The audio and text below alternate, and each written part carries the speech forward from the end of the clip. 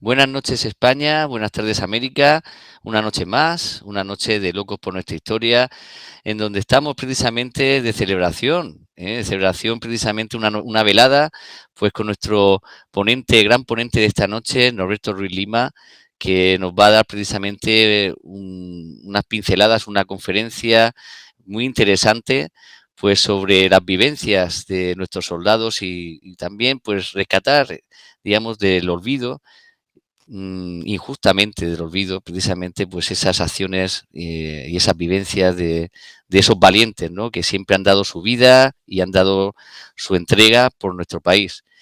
Y bueno, la verdad, en un grupo que va creciendo, un proyecto que va creciendo, un proyecto joven.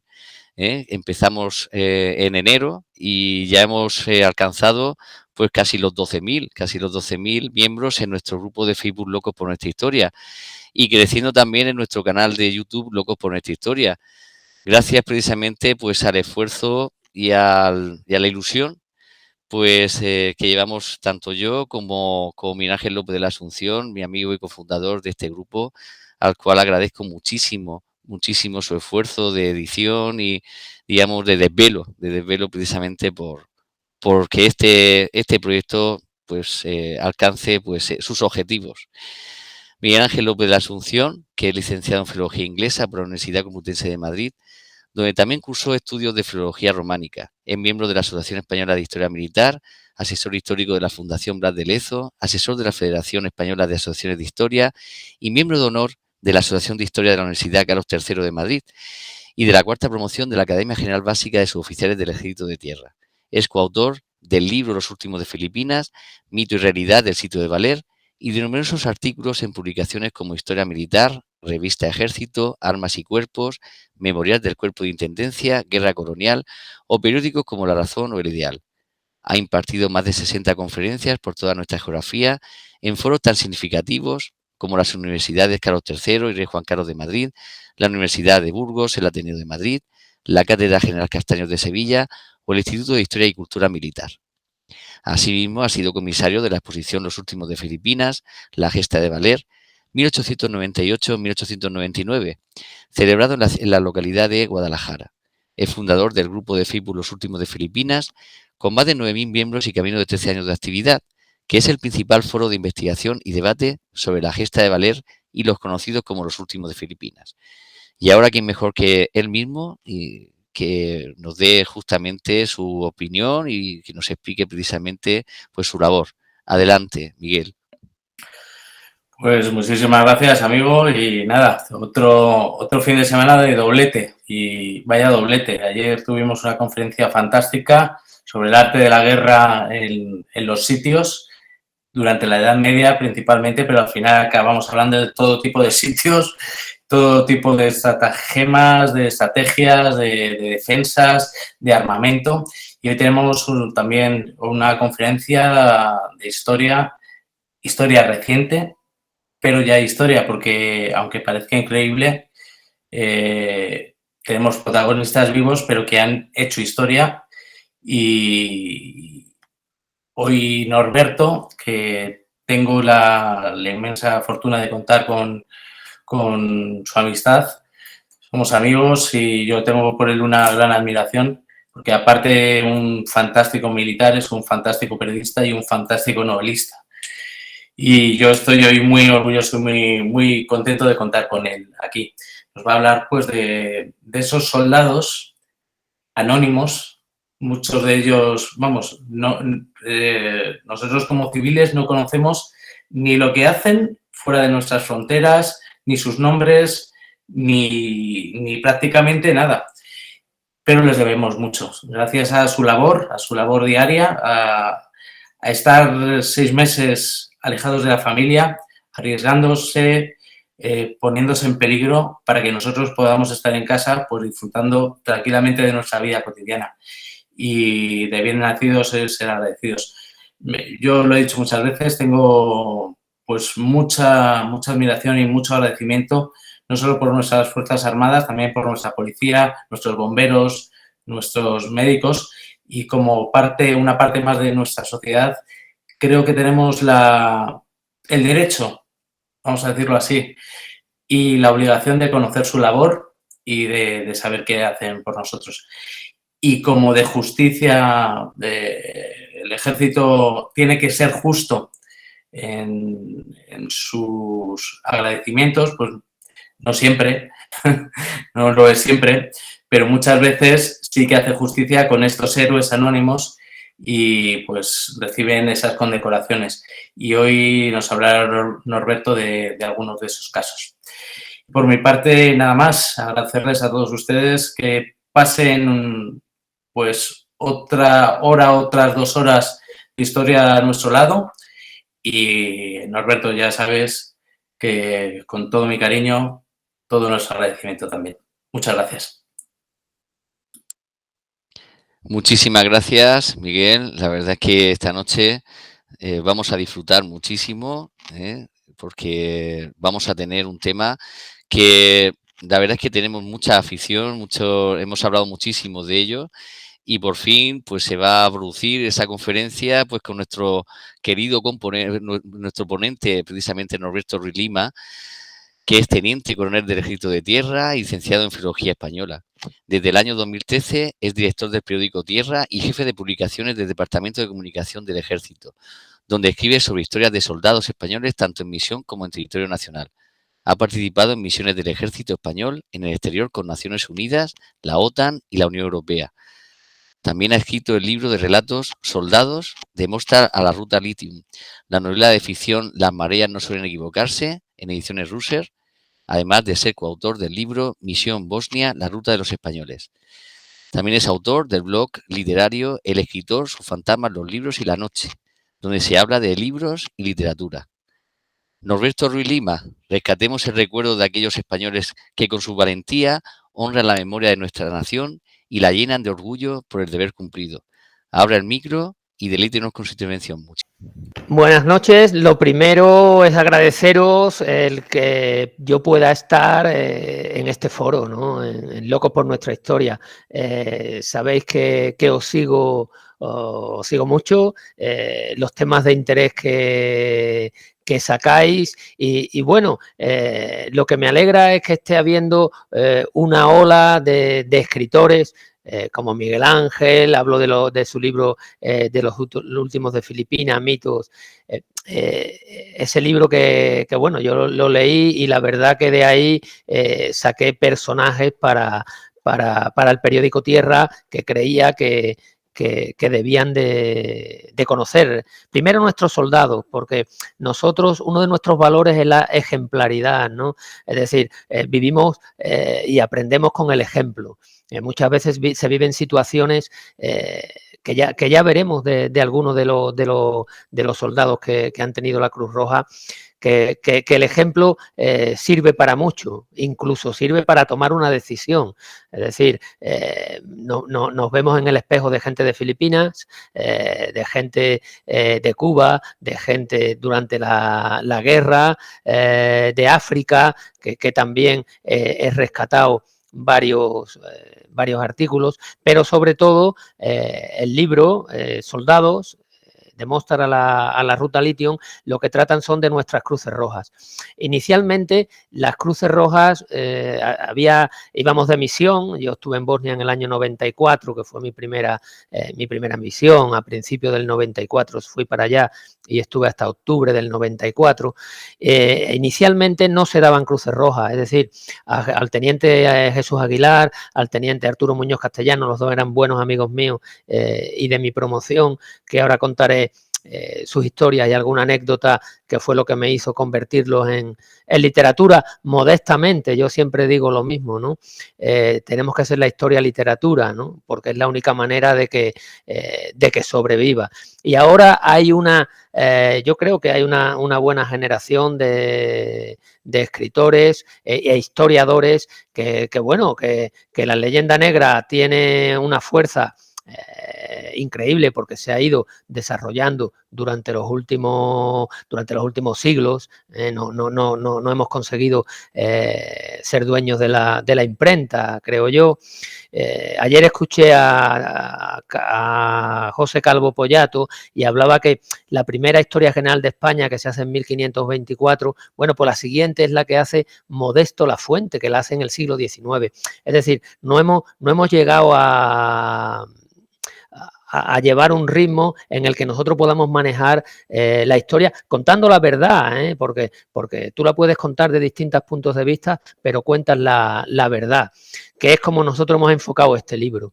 El libro Soldados, lo voy a enseñar para que se pueda ver. El libro Soldados, el trabajo que hemos hecho ha sido coger todas las hechos de armas, combates, cruces rojas, citaciones en la orden, no todas, porque hay muchas, la gente no se imagina lo que han pasado los soldados españoles en misión. Ahora contaré algunas historias, pero yo me alegro de que volvamos y le doy las gracias a todos, a Alfonso, a Miguel, a todos, a Juan José, a todos los que están trabajando y sacando a la luz la historia, pero la historia de España desde el principio hasta el final, ¿no? Desde luego hemos tenido una visión muy del norte, incluso los mismos hispanistas del pasado siglo XX, nos hemos tragado las versiones de los hispanistas británicos, ¿no? Que tienen todos mis respetos, pero bueno, cuando un britanista español se va allí, eso me lo contaba uno de los hispanistas con los que he podido hablar, siempre decían, bueno, los españoles a los hispanistas británicos les tienen mucho respeto, pero es que un britanista, por decirlo, llamarlo de alguna manera, español, en Inglaterra no le hace nadie ni puñetero caso, ¿no? Permitidme que suelte alguna palabra mala de vez en cuando, porque bueno, soy militar, coño, y de vez en cuando me sale del alma, pero sí que yo me alegro de eso, porque sobre todo a partir desde el 98 hay un pesimismo generalizado e incluso Galdós lucha contra ese pesimismo. Hay un texto de Galdós que si queréis os leo un poco para que veáis que nosotros tenemos que escribir nuestra historia, lo tenemos que hacer nosotros, que es bueno que los demás vengan y vengan de cualquier país, que venga Richard Kapuscinski y se pasee por media África y cuente su punto de vista, pero el punto de vista también lo tenemos que contar nosotros. Es decir, el punto de vista de la India no lo conocemos el punto de vista británico de Kipling o bueno, incluso los premios Nobel que dan a un señor indio escribe en inglés, a un tanzano que le han dado ahora escribe en inglés, de por qué surge este libro y por qué están surgiendo todos los libros, ¿no? En esta nueva ola que yo creo que es difícil luchar contra lo que ya está viniendo, y contaba que en el año 98 el mismísimo Galdós pues explicaba y luchaba contra eso. Y hay un texto que leo un poquito, cómo empieza para que veáis lo que a mí me impulsa a escribir sobre estas historias, porque si no se olvidan. Estamos buscando ahora, porque estamos trabajando sobre el Alcántara ahí en el Tierra, y claro, ya el último soldado del Alcántara murió en el año 94. Su hija tiene 80 y muchos años, que le ha podido contar historias, y eso es lo que tenemos que continuar, ¿no? Que no tenemos la voz de Martín Cerezo, ¿no, Miguel Ángel? Que no tenemos muchas cosas que debíamos de tener, ¿no? Afortunadamente Martín Cerezo escribió el libro por los motivos que sabe mejor que yo, Miguel Ángel, pero nos faltan, se nos va muriendo la gente y no conseguimos y eso es lo que yo no quería que ocurriera. Lo que quería yo era que estos soldados que se han jugado la vida, que han hecho unas misiones increíbles y que alguien lo escriba, que permanezcan en un periódico, porque también me gustan los periódicos, dirijo el periódico Tierra, como has dicho, Alfonso, y me gusta el periódico que vaya, porque, por ejemplo, la campaña de Melilla la vivimos hora a hora con el telegrama del RIF. Yo he estado leyendo el telegrama del RIF, que por cierto, Carmen de Burgos escribió ahí y murió un día, tal día como hoy. Una escritora que bueno, que yo espero que la recuperemos nuevamente, ¿no? Aunque cae un poco en el olvido y es para especialistas, pero yo creo que merece la pena. Escritoras pues como Carmen de Burgos, Emilia Serrano, que han sido, bueno, gente que no, que se salieron de del lugar que la sociedad le daba y sin embargo pues consiguieron, luchando contra todo, pues hacerlo. Y a eso me refería. El texto de Galdós empieza así, ¿no? Dice: no comparto el derrotismo, ¿no? Se ha ejercido tanto la crítica negativa que hemos llegado a la insana costumbre de creernos un pueblo de estériles, absolutamente inepto para todo. No sería malo suspender la crítica negativa, dedicándonos todos, aunque ello parezca extraño, a infundir ánimos al enfermo. Convendría, pues, que los censores displicentes se callaran por algún tiempo, dejando que alcen la voz los que alimentan todo esfuerzo útil, toda iniciativa fecunda. Y eso yo creo que es el camino que debemos de tomar. Por supuesto que hacemos cosas mal, por supuesto que en algunos momentos se han tomado decisiones que no eran las correctas, no malamente, pero desde luego lo que sí que tenemos que hacer es que las decisiones que se tomaron correctas y que la gente se empeñó en sacar adelante una misión con su esfuerzo y con su vida, muchos con su vida, pues que los tengamos ahí, ¿no? El otro día, paseando al hilo de por qué surge esto, y José Manuel Esteban, el ilustrador, que la verdad que ha hecho un gran trabajo conmigo ahí, se lo comentaba, ¿no? Estoy viendo, voy a la Feria del Libro y veo libros, y uno de los libros que veo es de Lawrence de Arabia, ¿no? De este año, una edición de este año en castellano, ¿no? Entonces busco de nuestro gran arabista, que es el coronel Gabriel de Morales, que es una historia que sí que debíamos de volver a escribirla. Yo estoy con él también para que salga en el periódico, porque creo que Gabriel de Morales era un gran arabista, hablaba hasta 5 lenguas dialectales árabes, conocía muchísimo toda la zona del Rif y bueno, murió en combate durante la campaña de África y el desastre de Anual, murió allí. Y es el único cuerpo que Abdelkrim entrega con honores al ejército español. Eso quiere decir mucho de él. Eso quiere decir que lo conocía. Y es más, él le aconseja a Silvestre que no tome a Barran, ¿no? A Barran es para él, dice: no tomes a Barran porque esto sí que es una línea roja. Vamos bien, vamos por buen camino, ¿no? Porque ahí todo era no todo, pero bastante de lo que se hacía mediante acuerdos, ¿no? Con los jefes tribales, ¿no? Entonces, esa es mi idea, ¿no? Y yo creo que lo estamos haciendo. Yo sé que Miguel Ángel está luchando mucho porque de los últimos de Filipinas, hablo de los últimos de Filipinas porque es el tema que yo he tratado más con él. Pues bueno, también aparecen zonas oscuras que se intenta aprovechar con Martín Cerezo, con tal, pero yo creo que las zonas oscuras están bien y hay que decirlas porque también dan a los personajes literatura, pero sobre todo las zonas claras, que hacemos volviendo a la entrevista del otro día, a la conferencia del otro día, que estaba Juan Eslava Galán, pues decía Juan, bueno, es que en Toledo he estado allí, he visto el parque temático que se ha montado histórico en Toledo, y dice, bueno, afortunadamente lo han montado franceses, porque si lo llegan a montar los españoles, pues nos hartamos de Inquisición y todo temas negativos, ¿no? De cómo se ven las cosas ahora, y ahora lo estamos viendo, ¿no? Con el tema de la conquista, ¿no? con otra frase que dijo uno de ellos, que ya no recuerdo si era Pérez Henares, Antonio Pérez Henares, porque eran tres tíos grandes, que dijo, bueno, a ver, no nos equivoquemos, la conquista por número de hombres y por apoyo, la conquista la hicieron los indígenas y la independencia la hicieron los españoles, criollos. O sea, no nos equivoquemos en eso, ¿no? Y bueno, se armó una buena, se armó una buena allí con un señor que vino a dar su conferencia, ¿no? Que hizo hablar de su libro y hubo que, bueno, se echó todo el mundo encima.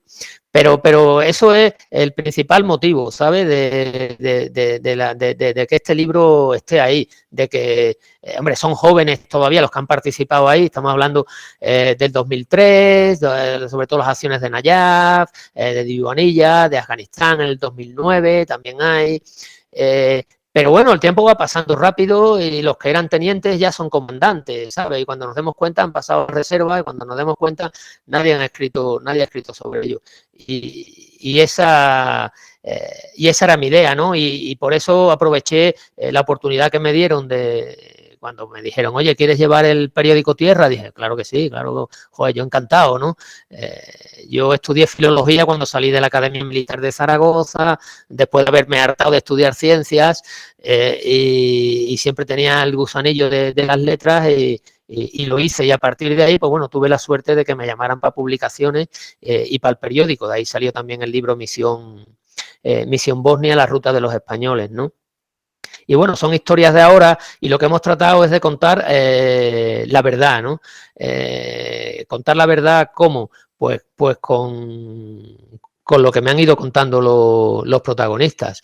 He hablado con más de uno, lógicamente, del mismo sitio. Había veces que las historias, pues bueno, no es quién las cuente o cómo las cuente, sino es dónde esté y a veces pues parecían que eran dos guerras diferentes, ¿no? Uno estaba en una calle y otro estaba en otro y la situación era completamente diferente, ¿no? Y eso también es importante que los historiadores y los escritores pues lo vean, ¿no? Pero yo creo que primero aparece la labor del historiador, del que coge los datos, del que va a las bibliotecas, del que visita los archivos, y luego tiene que venir la figura del escritor que hace ficción. Es decir, yo cojo Los desnudos y los muertos de Norman Mailer y me embarco en la Segunda Guerra Mundial, ¿no? Cojo Sin destino de Imre Kertész y me pasa lo mismo en el este, ¿no? Entonces, eso también hace falta. Y luego, por supuesto, el cine, claro, porque el cine, la televisión, las series, es lo que va dando forma al imaginario colectivo, ¿no? Que es el que tenemos, ¿no? Hoy escuchaba a un director de cine que decía que tenemos el cine que nos merecemos, ¿no? Pues posiblemente tengamos el cine que nos merecemos, porque bueno, hemos visto las películas, se intentan, nosotros desde el Departamento de Comunicación apoyamos a todas las películas que son posibles, pero bueno, no terminamos de arrancar con esa labor. Pero, en fin, yo he hablado con un productor que conozco y me dice que las historias que salen aquí, desde luego que se podía hacer una serie con las historias y me dijo que no lo descartaba, pero bueno, aquí como todo ya entra otro tipo de intereses. Entonces lo que nosotros hemos tratado es de contar la verdad.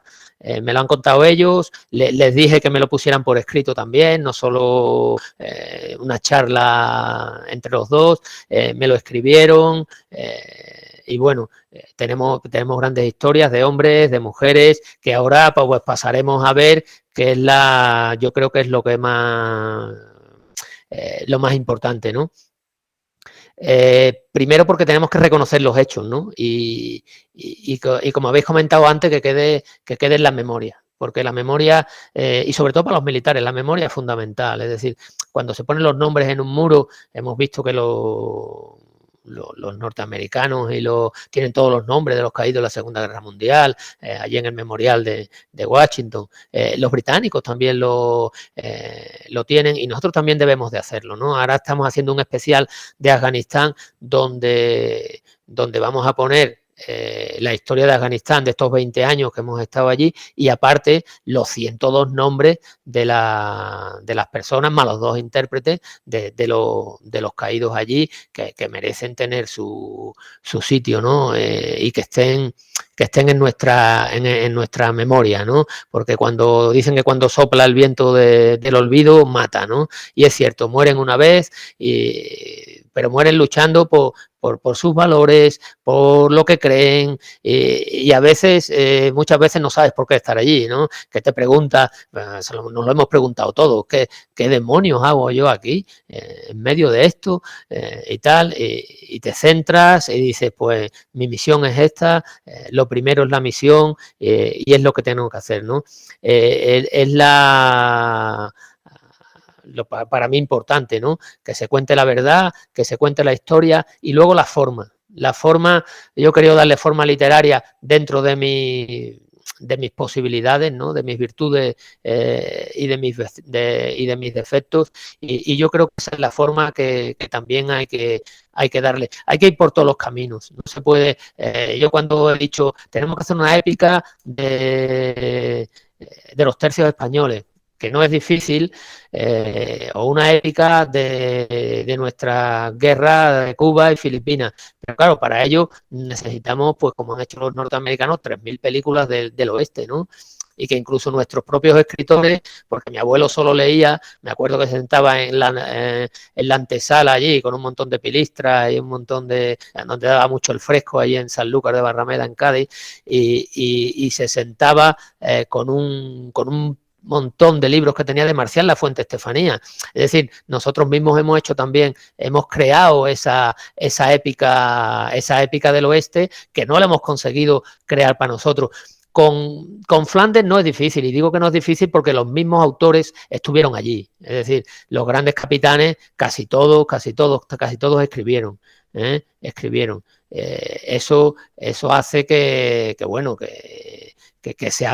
sea mucho más fácil, ¿no? Ahora estamos con la guerra de África y el problema que es la guerra de África es que no hay escritores que la vivan desde dentro, que la vivan en el combate, que la vivan como por ejemplo la Primera Guerra Mundial o la Segunda. Es que la Primera Guerra Mundial van los ingleses y va todo Oxford y todo Cambridge y todo el mundo escribe, porque hay un montón de tíos que han estudiado historia, que han estudiado literatura, que han estudiado poesía, con mayor o menor fortuna y todo el mundo escribe, con lo cual tenemos una literatura de la Primera Guerra Mundial y la Segunda enorme. La Guerra Civil pasa lo mismo. La Guerra Civil, todo el mundo escribe, la mayoría de ellos pues no tienen una gran calidad, pero todo el mundo escribe porque todo el mundo está inmerso en ella, ¿no?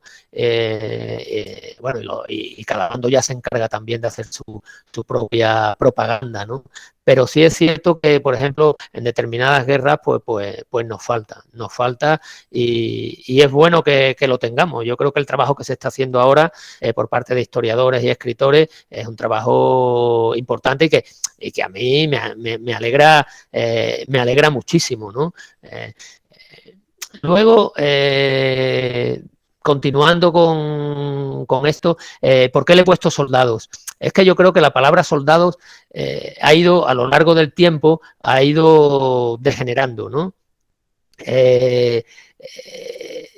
Pues bueno, el significado de las palabras y las semánticas de las palabras van cambiando y un soldado de los tercios a nadie se le hubiera ocurrido llamar el soldadito, porque te da un guantazo con la mano derecha o con la mano izquierda, como te coja, a un soldado de los tercios te clava la pica donde pueda, y sin embargo, a principios de siglo sí se impone a principios de siglo XX, claro, ya estamos en el XXI, que está cambiando un poco, y de hecho, pues es mi palabra de decir, no, lo vamos a poner, el título se va a llamar Soldados.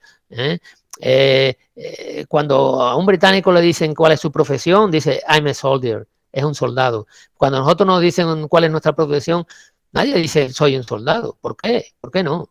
Todo el mundo dice, soy militar, soy tal. Yo muchas veces siempre pongo el ejemplo, ¿no? Aquí vamos a terminar diciendo, soy Íñigo de Montoya, tú mataste a mi padre, prepárate a morir, ¿no? Y no es eso, ¿no? La palabra soldado, y todo eso viene de principios del siglo XX, ¿no? Sobre todo con la guerra de África. Carmen de Burgos, que he hablado de ella, no con ella, que hoy se cumplía su fallecimiento, escribió en el telegrama de Melilla y sí que sacaba mucho esa palabra, ¿no? Del soldadito, y bueno, hay veces que no estaba preparado, que venía del campo, que se libraban los que sabían leer y escribir, entonces no había gente, y bueno, en ciertas cosas tiene razón, y Miguel Ángel lo sabe, pero había soldados en ese momento que tenían, bueno, en Valer había uno que tenía 5 cruces rojas. Es que, joder, las acciones de las cruces rojas no se la dan a cualquiera. Que te den 5 quiere decir que ha estado en 5 combates estratosféricos, vamos, por no decir espeluznantes. Entonces, eso también ha ido calando a lo mejor el servicio militar, pues bueno, una serie de situaciones que ahora, pues desde luego, ya no, ¿no? Ya no, o sea, ahora uno habla de un soldado, de los soldados que están en el libro, y bueno, veis lo que hacen, veis la preparación que tienen, veis la toma de decisiones que pueden hacer en determinadas situaciones que están solos, y eso para mí era importante, era importante. Entonces, pues bueno, esa es la palabra soldado, ¿no? Hay un caso que es el de Louis Sans Welling, Miguel Ángel, que bueno, que hay un soldado que yo he intentado al teniente Luis Sans Welling, es un teniente de infantería que está estamos hablando de Filipinas, ¿no? De Cuba, era en Cuba. Y en Cangaró. Y entonces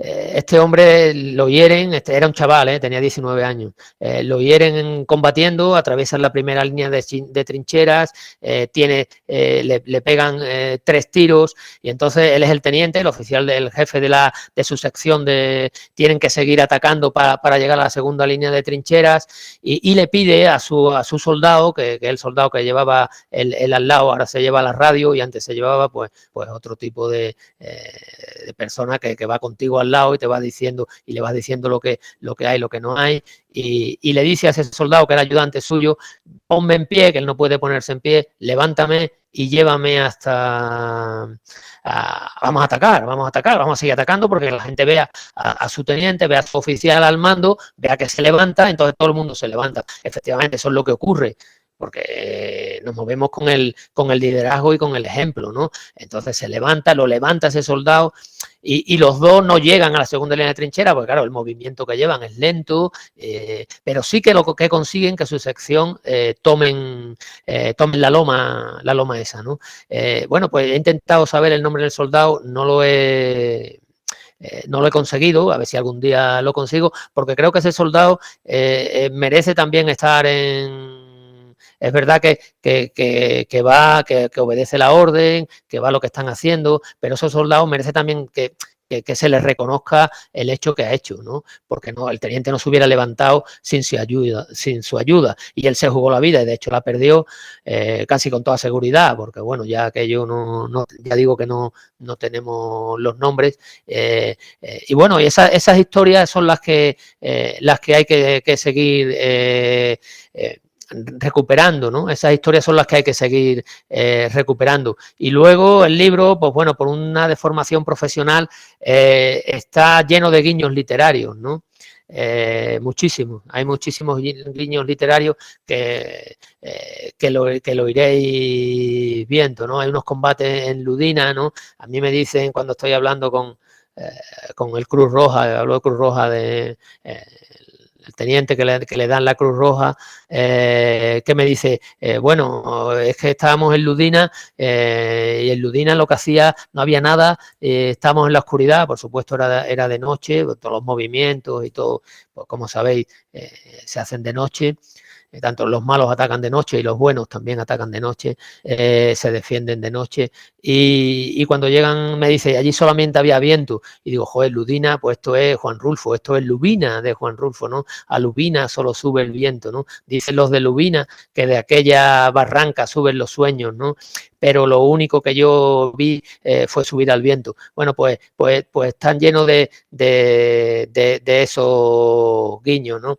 Y si queréis, empiezo a contar algunas historias, ¿no? Y voy a contar empezando por dos grandes amigos míos. Yo aquí tengo tres experiencias cercanas, que son la de Arturo Muñoz Castellano, la de Jesús Aguilar y la de Fernando Casas. También luego conocí a la familia de Fernando Casas. Fernando Casas murió estando yo allí, en Bosnia, era de operaciones especiales.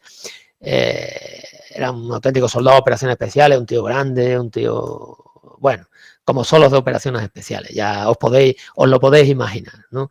Y cuando hablo con Carmen, la viuda de Jesús, le digo, mira, voy a sacar la historia de Jesús, tú quieres que lo saque, porque bueno, yo entiendo que tengo que hablar contigo primero antes de sacarlo, porque bueno, tú eres la persona que era su mujer, lo quería, tenían los dos 26 años, llevaban de casado unos meses, 3 meses, bueno, una historia, literatura pura, ¿no? Y entonces me dice, entre lo que me va contando, me dice, bueno, yo estaba con Jesús y tal, entonces muere Arturo Muñoz Castellano, que era de nuestra misma promoción, muere allí en mayo y le dicen a Jesús Aguilar que se tiene que incorporar, que han matado al teniente de la Legión allí en Bosnia. Él es legionario, él está en Melilla, él siempre quiso ir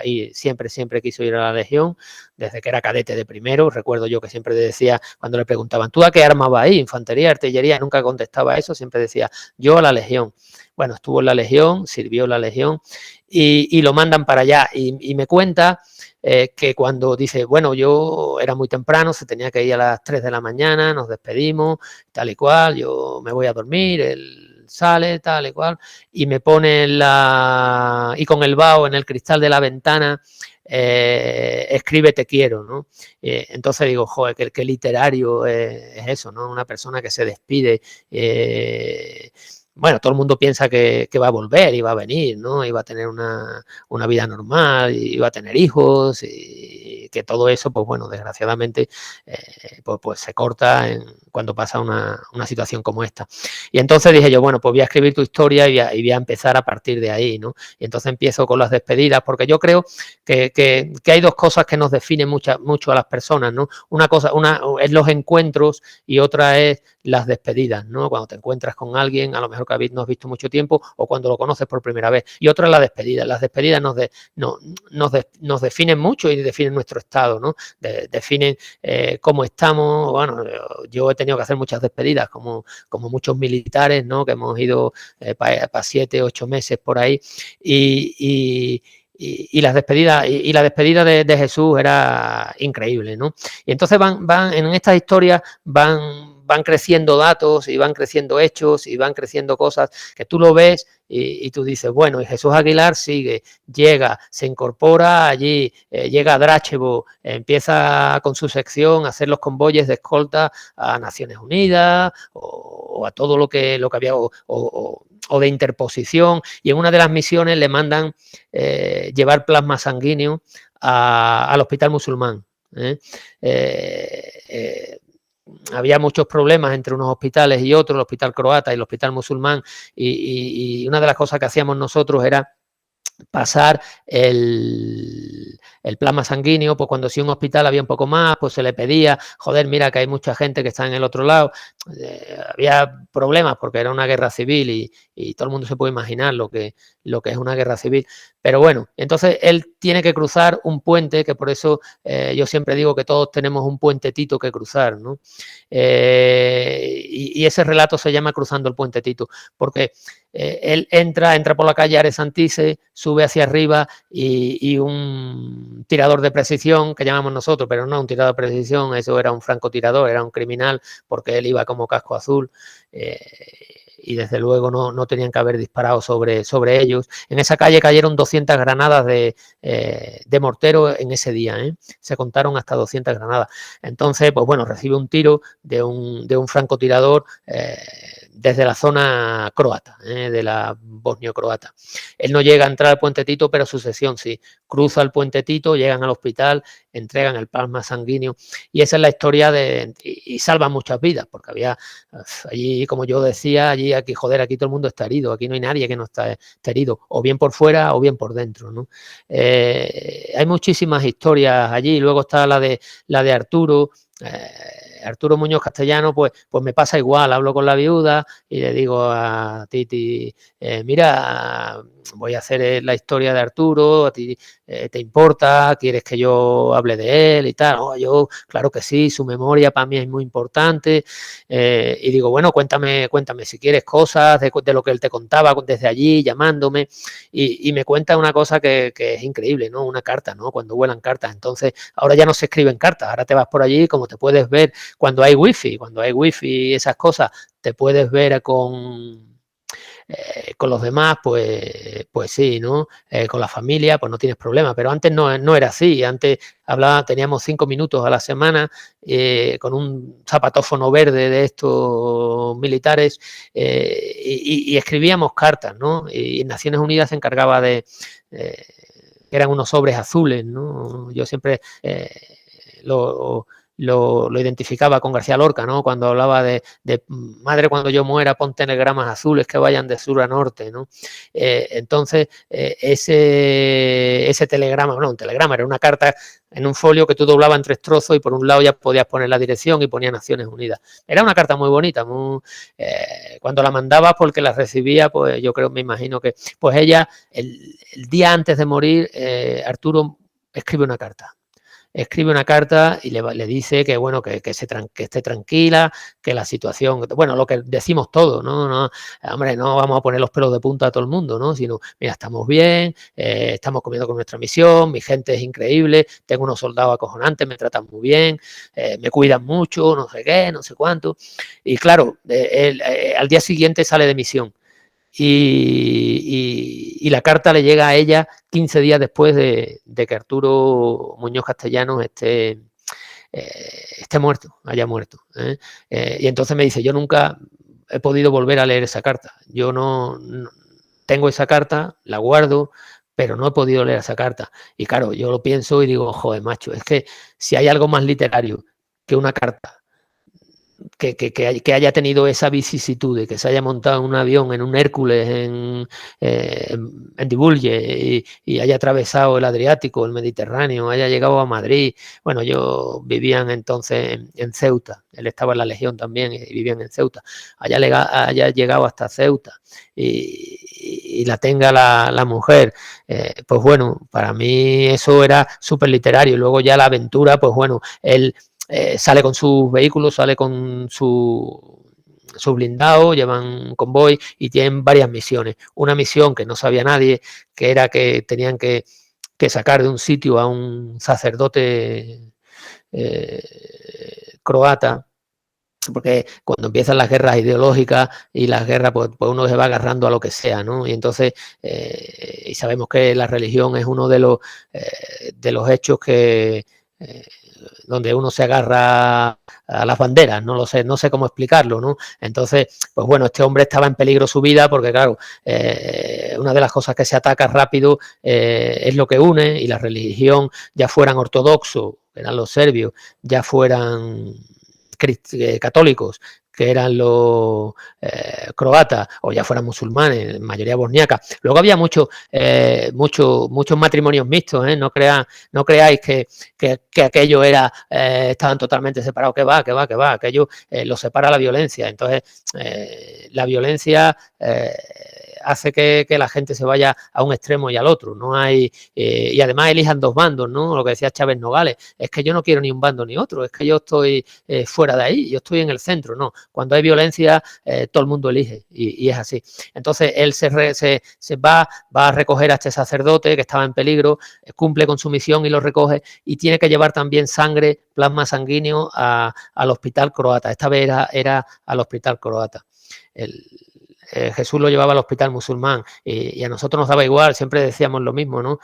Nosotros no nos importa si es culpable o si es inocente. A nosotros lo que nos importa es que sufre, ¿no? Miguel de Cervantes lo escribe muy bien. Miguel de Cervantes pasa a la historia por muchas cosas, pero una de ellas es por el humanismo, ¿no? Y yo creo que eso lo hemos llevado siempre los soldados españoles. Cuando Don Quijote salva a los galeotes, le dice el cura, vamos a ver, Alonso Quijano, pero ¿cómo salva a unos galeotes? Unos tíos que son culpables, que han asesinado, que han robado, que los han condenado a galera, que es casi la peor condena que puede un tío tener. Y Don Quijote le contesta de una manera muy simple, ¿no? Como muy humanista, ¿no? Ahí el humanismo puro de Cervantes, ¿no? Dice, a ver, majadero, un caballero andante no mira si es culpable o inocente. Un caballero andante mira si sufre, ¿no? Y así estábamos nosotros allí. Nosotros mirábamos si sufrían y nos daba igual. Yo trabajé mucho con Boris Lascoro, que era serbio, ya era mayor, o sea, en el año hace ya 30 años de esto. Y bueno, lo contraté precisamente por eso, ¿no? Porque era serbio y no teníamos ninguno. Teníamos croatas y teníamos musulmanes, porque la Federación Croata Musulmana pues se unificó. Pero no teníamos ningún serbio y a Boro le contraté por eso, ¿no? Y luego él te cuenta la historia desde su punto de vista y joder, pues bueno, no... tienes que entender también parte de su punto de vista, ¿no?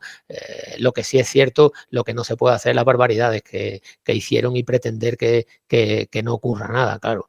Eso está claro, ahí hay que ir a por ello y desde luego se estuvo persiguiendo a los criminales de guerra hasta el final y bueno, eso no prescribe y debemos seguir persiguiéndolo. Pero a lo que iba, Arturo Muñoz sigue... entra al hospital musulmán, entrega el plasma sanguíneo, todo esto con granadas, os podéis imaginar la situación, no es que vaya de paseo de Toledo a Madrid, es que era otro tipo de... Y entonces cuando vuelve, a la vuelta, ve que hay unos civiles que están recibiendo fuego y que están escondidos detrás de unos escombros y de unos cubos y unas cosas, están escondidos los tíos, hombres y mujeres, y no se pueden mover. Y entonces decide ir a por ellos. Como todo está lleno de ruinas y tal, no puede ir con los vehículos, toma la decisión también de salir a pie y va a salvarlos, y en una de estas una granada de mortero cae sobre ellos y lo dejan muy mal herido, muy mal herido y bueno, llega a España con vida, pero bueno, todo el mundo sabía que las heridas eran de muerte, ¿no? Llega al Gómez Ulla y por eso este relato se llama Un corazón valiente, porque llega al Gómez Ulla y su familia decide que va a donar todos los órganos. Llega con vida al Gómez Ulla, dona todos los órganos y llama Un corazón valiente porque digo, joder, ¿quién será el hombre o la mujer que lleva el corazón de Arturo, ¿no? Que joder,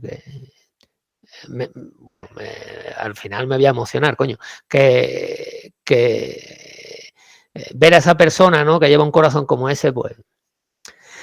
Y bueno, voy a seguir, si queréis, ¿no? Hay muchos casos de También Idoia, por contar el caso de una mujer, también sale aquí Idoia Rodríguez Buján, conocía a sus padres, porque le dedicamos un calendario a Idoia, primero porque lo merecía, y segundo porque la familia también lo merecía ella, lo merecía la familia, era hija única, sus padres, bueno, los conocí aquí cuando les dedicamos, porque ellos son gallegos, ella estaba en la brigada aerotransportable de Pontevedra, y Idoia le pasa igual, es que no hay una historia, yo me imagino que todos tenemos una historia, ¿no? Yo si salgo lo que he hecho este día, pues a lo mejor me sale algo literario, ¿no?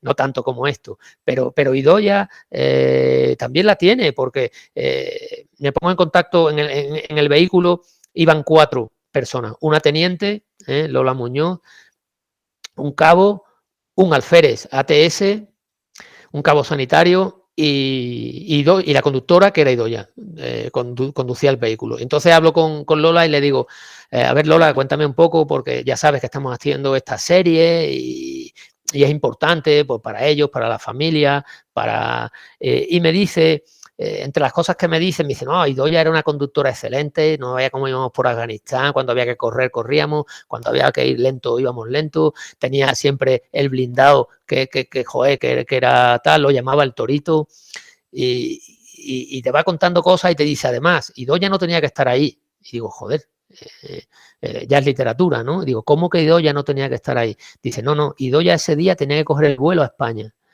Que tenía que coger el vuelo a España, dice, sí, porque ella cumplía y tenía que coger el vuelo ese día. Lo que pasa es que solicita a sus mandos poder quedarse hasta el final, porque también su novio estaba allí y no quería dejarlo solo. Entonces dice, no, yo quiero quedarme aquí, quiero volar con él. Eso se lo conceden, vuela otro en su lugar, y bueno, le cogió ese día. Y luego, pues bueno, Lola, de las que María Dolores, la teniente, cuando surge el ataque y hay la explosión, el alférez queda inconsciente, el cabo tiene, me parece que era la pierna y la cadera rota, y porque pues, podéis imaginar lo que es una explosión dentro de un blindado cuando te agarra bien, ¿no? Y la teniente, por el sitio donde estaba sentada, porque el IED, el explosivo improvisado que montaban esta gente, y cada vez lo montaban con una mayor cantidad de explosivos, porque conforme tú haces el blindado, pues los malos hacen las bombas diferentes, y si blindas más, pues ellos lo hacen de otra manera, y bueno, no son como decía Lorenzo Silva en el nombre de los nuestros, ¿no? Hablando de la guerra, hablando de Anual, dice, es que la inteligencia está muy bien repartida, ¿no? Pues la inteligencia está muy bien repartida, ¿no? Y con eso también contamos y también trabajamos, ¿no? Con las hipótesis más favorables, las hipótesis más peligrosas, ¿no? Y en ese caso, pues bueno, la teniente sale, lo primero que hace es ver cómo está su gente, ver que el que está herido le dice, ¿estás bien? Háblame, dime algo, ¿cómo te llamas? ¿Quién eres? ¿Quién soy yo? ¿Me reconoces? Tal, el tío está bien, dentro de lo que cabe, porque luego, claro, luego tuvo que salir a España, ir al hospital y lo operaron y eso. Y luego el alférez, el ATS estaba inconsciente, intenta lo mismo, intenta recuperarlo, intenta ver qué heridas tiene, ve que no está mal del todo, y entonces va a ver a Idoia. Y cuando se acerca a Idoia, todo esto, imaginaos cómo va, ¿no? Porque yo lo cuento, pero tenéis que ver cómo va andando, cómo va, que todo es oscuro, que la situación pues no es la que es. Y cuando va donde va Idoia, pues ve que todavía vive, pero que está muy mal herida también, ¿no? Y entonces te lo va contando, y me dice, bueno, pues es que quedaban 10 minutos para que dieran las 5 de la tarde, ¿no? Y claro, pues es que ya aquí la literatura se va enlazando, ¿no? No tenía que estar allí, ella lo solicita, pues joder, pues ya es, porque con las ganas que tiene uno muchas veces de ver a la familia, de ver a su mujer, de ver a sus hijos y de ver a tal, y decir, bueno, llevo aquí 6 meses, pero bueno, me voy a quedar más tiempo porque quiero irme con la persona que quiero, ¿no? Entonces se va juntando y cuando me dice lo de los 10 minutos, pues me pasa igual. Digo, joder, las 5 de la tarde, las 5 en punto de la tarde, el niño con la sábana blanca la lleva a Ignacio Sánchez Mejía a las 5 en punto de la tarde. Entonces, todo eso se va sumando en los relatos, ¿no? Hay otro que es un relato también que a mí me gustó mucho porque que se trata en busca de un compañero caído, ¿no? En busca de un compañero caído, entonces yo cuando lo veo, esta es de una misión de operaciones especiales, yo cuando la veo tienen que ir a Guderiya Sheif, se llama, perdonad mi acento pastún, pero no es muy bueno. Tienen que ir allí a un pueblo que se llama Guderiya Sheif, donde tienen que recoger un cadáver, el cadáver de un compañero. Y pienso, bueno, tienen que ir a recoger el cadáver de un compañero. Van en apoyo de la policía afgana. Apoyan a la policía afgana. Ahora es triste todo lo que ha pasado, ¿no? Lo último que hemos vivido, pero bueno, van a apoyar a la policía afgana buscando un compañero caído, ¿no? Se meten en un fregado impresionante, salen de allí bien. Y ahora todo el mundo se pregunta, bueno, ¿y quién era ese compañero caído? Bueno, pues ese compañero caído era un policía afgano. Se jugaron la vida por ir a recoger el cuerpo de un compañero caído afgano. Y además lo tenían que hacer rápido porque pronto iba a llegar el Ramadán y querían que les rezaran antes del Ramadán. Y entonces son tíos, son españoles que se van a un pueblo que ninguno de nosotros conoce, les dan una misión y lo entienden perfectamente. Ellos hubieran entendido que cualquier otro país nos hubieran apoyado a recoger el cuerpo de un compañero nuestro caído. Eso es y entonces tú lo vas viendo, vas siguiendo, y ahí sí que sigues los combates. Ahí vas siguiendo los combates, dónde se refugian, dónde no, cómo lo van haciendo. Ellos me lo cuentan, ¿no? Cordovite dice, bueno, es un indicativo, van con indicativos, lógicamente, ¿no? Como vamos nosotros. Y ahí van contando la historia hasta que recuperan ese compañero, ese amigo, y lo entregan a la familia para que le puedan hacer el duelo, ¿no? Entonces son historias que uno va sumando y que no se distinguen en mucho a las historias que vemos pues de Filipinas, de Cuba, de África. Ahora estoy escribiendo sobre África. Y son las 4 negaciones de Afrau, ¿no? Hay acciones preciosas, ¿no? Y entonces el cabo, un cabo de ametralladoras, jolín, no recuerdo el nombre ahora, Dios me perdone porque la memoria ya no... Y hablo de las 4 negaciones de Afrau porque cuando salen de Afrau, Afrau es uno de los blocados, de los destacamentos que había allí están Abarrán, están Anual, que es más conocido, Monterruy, que es más... y uno de ellos es Afrau. Y joder, hay un tío que alguien se tiene que quedar protegiendo la retaguardia. Pues al final le dan la laureada merecidamente, que cuando toca salir, salen y le dicen, oye, vente ya que hay poca gente. Y él dice, no, todavía quedan algunos por allí, yo sigo aquí con mi ametralladora, sigo protegiéndolo. Pasan los siguientes y le dicen, oye, que vente, que hay muy poca gente, que ya hay muy poca gente.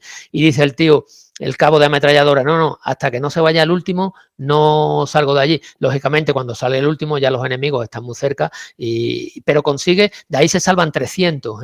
Es el sitio donde más gente se salva. Es decir, son acciones de una persona, que muchas veces lo vemos así, de una única persona que toma esa decisión. Y eso mismo lo podemos mandar, lo podemos traspasar a Irak, ¿no? Que es la historia del soldado Trejo, ¿no? El soldado Trejo está en una garita, estamos hablando de Diwanilla. En Diwanilla se dieron muchísimos ataques, muchísimos ataques, pero ataques de 1000 tíos, a la posición española. Y en Diwanilla el soldado Trejo está en una garita. Bueno, hacemos guardia, ¿no? Todos los que hemos hecho guardia alguna vez, pues sabemos que hemos estado en una garita. El cuerpo de guardia lo tenía a unos 200 metros. Detrás suya había unos helicópteros. Él inicialmente está solo, está con su radio, está en contacto con el cuerpo de guardia, ve movimiento, es de noche. Partir de la base, que no es lo mismo de noche que de día, que al amanecer, es de noche. Él ve movimientos en los sitios, avisa que hay movimiento y entonces empiezan a dispararle. Y el tío, pues bueno, tiene varias opciones. El cuerpo guardia está a unos 200 metros. En esos primeros momentos puede tomar la decisión de irse al cuerpo guardia y refugiarse, pero los helicópteros los tenía muy cerca. Los helicópteros españoles que habían llegado ese día y toma la decisión de aguantar la posición. Nosotros en las Reales Ordenanzas hay un artículo que dice que el centinela que esté a cargo de una posición, si no tiene orden en contra, a todo trance lo hará, ¿no? Y a todo trance lo hizo. ¿Qué es lo que hace? Aguanta la posición, se queda en la garita, pero el tío además con una, no digo tranquilidad, porque no hay tranquilidad, imaginaos la situación, ¿no? Ve un montón de sombras, dice que había más de 60 atacantes cuando se hace, no él lo dice él, sino cuando con las cámaras, con tal y cual, hay más de 60 atacantes, y él coge los cargadores. Llevamos en el PECO, en el portaequipos de combate, estamos hablando del 2003 y era un equipo diferente al que se lleva ahora. Sabe la dificultad que tiene sacar los cargadores corriendo o nervioso o tal. Coge los 4 cargadores, los va sacando, los pone encima de los sacos terreros, se quita el peco para estar un poco más cómodo, se pone el antibalas, se pone bien el casco y se pone el fusil tiro a tiro, porque sabe que tiene que ahorrar munición, porque tal como están pasándolo en el cuerpo guardia, que también lo estaban atacando, no pueden salir a apoyarle todavía, y sabe que tardarán unos 10 minutos hasta que vengan vehículos. En el momento que vengan vehículos y vengan otro tipo de armamento más contundente, pues lo pueden apoyar. Y el tío aguanta ahí, aguanta hasta que tiro a tiro, no pone en ráfaga el HK, se queda tiro a tiro y va aguantando. Al final consigue aguantar, consigue que no pasen.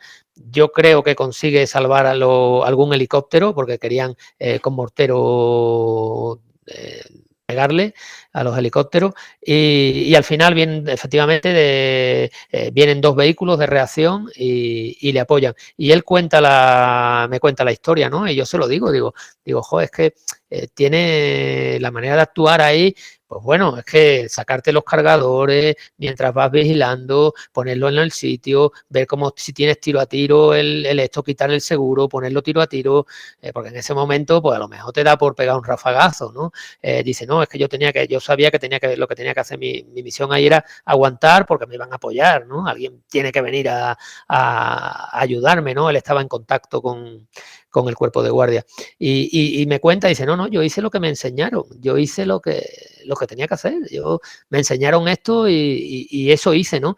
Y eso te cuentan todos, ¿no? Cuando tú cuentas a esta gente y le dices, bueno, Quillo, pero vamos a ver, ¿tú por qué sales del vehículo, haces esto y haces lo otro? Y dice, bueno, es que es lo que me enseñaron y lo que cualquiera de nosotros hubiera hecho. Hombre, yo siempre digo lo mismo, hombre, cualquiera de nosotros lo hubiera hecho, pero no cualquiera de nosotros a lo mejor lo hace de la misma manera, ¿sabes? También ahí es cierto que la preparación es fundamental, el adiestramiento, la instrucción, es decir, cuando hay que hacer un cuerpo a tierra de manera instintiva tienes que hacerlo, porque como no lo hagas en su momento y el otro lo sabe hacer mejor que tú, ya no lo cuentas. Entonces, pues bueno, vas aprendiendo, sabes que debes llevar en determinados sitios tapones en los oídos porque te cuentan en la República Centroafricana que los franceses han tenido problemas en los oídos porque los malos, los baracas y los antibaracas han cogido granadas aturdidoras y usan las granadas aturdidoras en combate urbano y te dejan sordo. Entonces, eso, pues todo eso se va aprendiendo. Y esto lo van contando ellos, ¿no? Es decir, en el libro, lo voy a enseñar otra vez, en el libro voy poniendo lo que me van contando. Luego yo lo hacemos, le cuento a José Manuel Esteban de qué va, cómo es la historia, se le pasa un primer borrador, le paso a ellos un borrador para que también me digan, oye, pues yo no quiero que esto salga, oye, pues yo creo que esto no debe salir, oye, pues tal, porque claro, una cosa es hablando y otra cosa es lo que yo escribo cuando intento hacerlo un poco de literatura, ¿no? O el paso de Sapsac. El paso de Sapsac, aquello es allí, pues bueno, hay incluso una baja, un tiro en una pierna que le dan al sargento primero Serantes.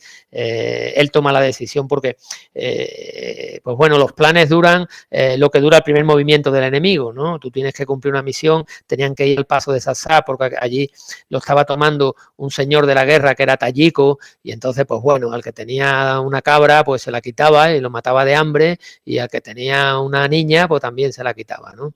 Y entonces deciden que a ese señor de la guerra, pues el paso de Sapsac es un paso fundamental porque es un paso entre una zona y otra, es un paso comercial. Afganistán siempre ha sido un paso comercial, desde el río Oxus y lo sigue siendo, desde la ruta de la seda, cuando Alejandro llega y cruza el río Oxus, hasta hoy día, ¿no? Lo han comprobado los británicos, lo comprobaron los soviéticos y bueno, es una zona que... y luego estamos repartidas, muchas tribus, muchas con distintas concepciones de lo que es la sociedad y eso también hay que aprenderlo, ¿no? Entonces, el paso de Sapsac es una zona que dice, no, esto hay que tomarlo porque si no asfixian a mucha gente que no puede ir con lo poco que tiene a venderlo al otro lado del paso porque se lo quitan estos tíos o le quitan la parte que estimaran conveniente, ¿no? Entonces van para allá y claro, desde el primer ataque, que es con 2 motos, sufren un primer ataque con 2 motos, ahí el capitán San Miguel empieza a escuchar disparos, su cabo primero se echa sobre él, que es la misma escena que tenemos con el teniente Luis Sanz. Su cabo primero se echa sobre él porque sabe que ha habido movimiento antes y cuando empiezan los disparos ya están los dos en el suelo. Entonces, esa historia pues empiezo a contarla, ¿no? Si no sabéis cómo es el paso de Sapsac, pues bueno, yo empiezo ese relato, si queréis os lo leo. Hay lugares llamados al combate. Hay lugares por donde la batalla nunca pasa de largo. Hay lugares empeñados en ver volar la primera bala y la última. Hay lugares, arterias de todo contacto social, paso obligado de viajeros y mercancías, que no pueden ser nunca dominados por extorsionadores, insurgentes o señores de la guerra. Hay lugares que parece que giran a la vez que el planeta, pero que de vez en cuando el tiempo los detiene para envolverlos en el estrépito de la batalla. Hay lugares como el paso de Sapsac, en Afganistán. El paso de Sapsac, ¿no? es puerto obligado para alcanzar Bala Murghab y toda la zona norte. Por eso digo que ahí sí que... y bueno, voy contando la batalla, se refugian tras un muro de adobe de un cementerio. Uno de los vehículos, que es el del sargento primero, que lo que hace es envolver por un lado y van a desalojar al enemigo de una posición, porque ahí lo que se trataba es de ir desalojándolo e ir tomando posiciones para echarlo de de la zona esa.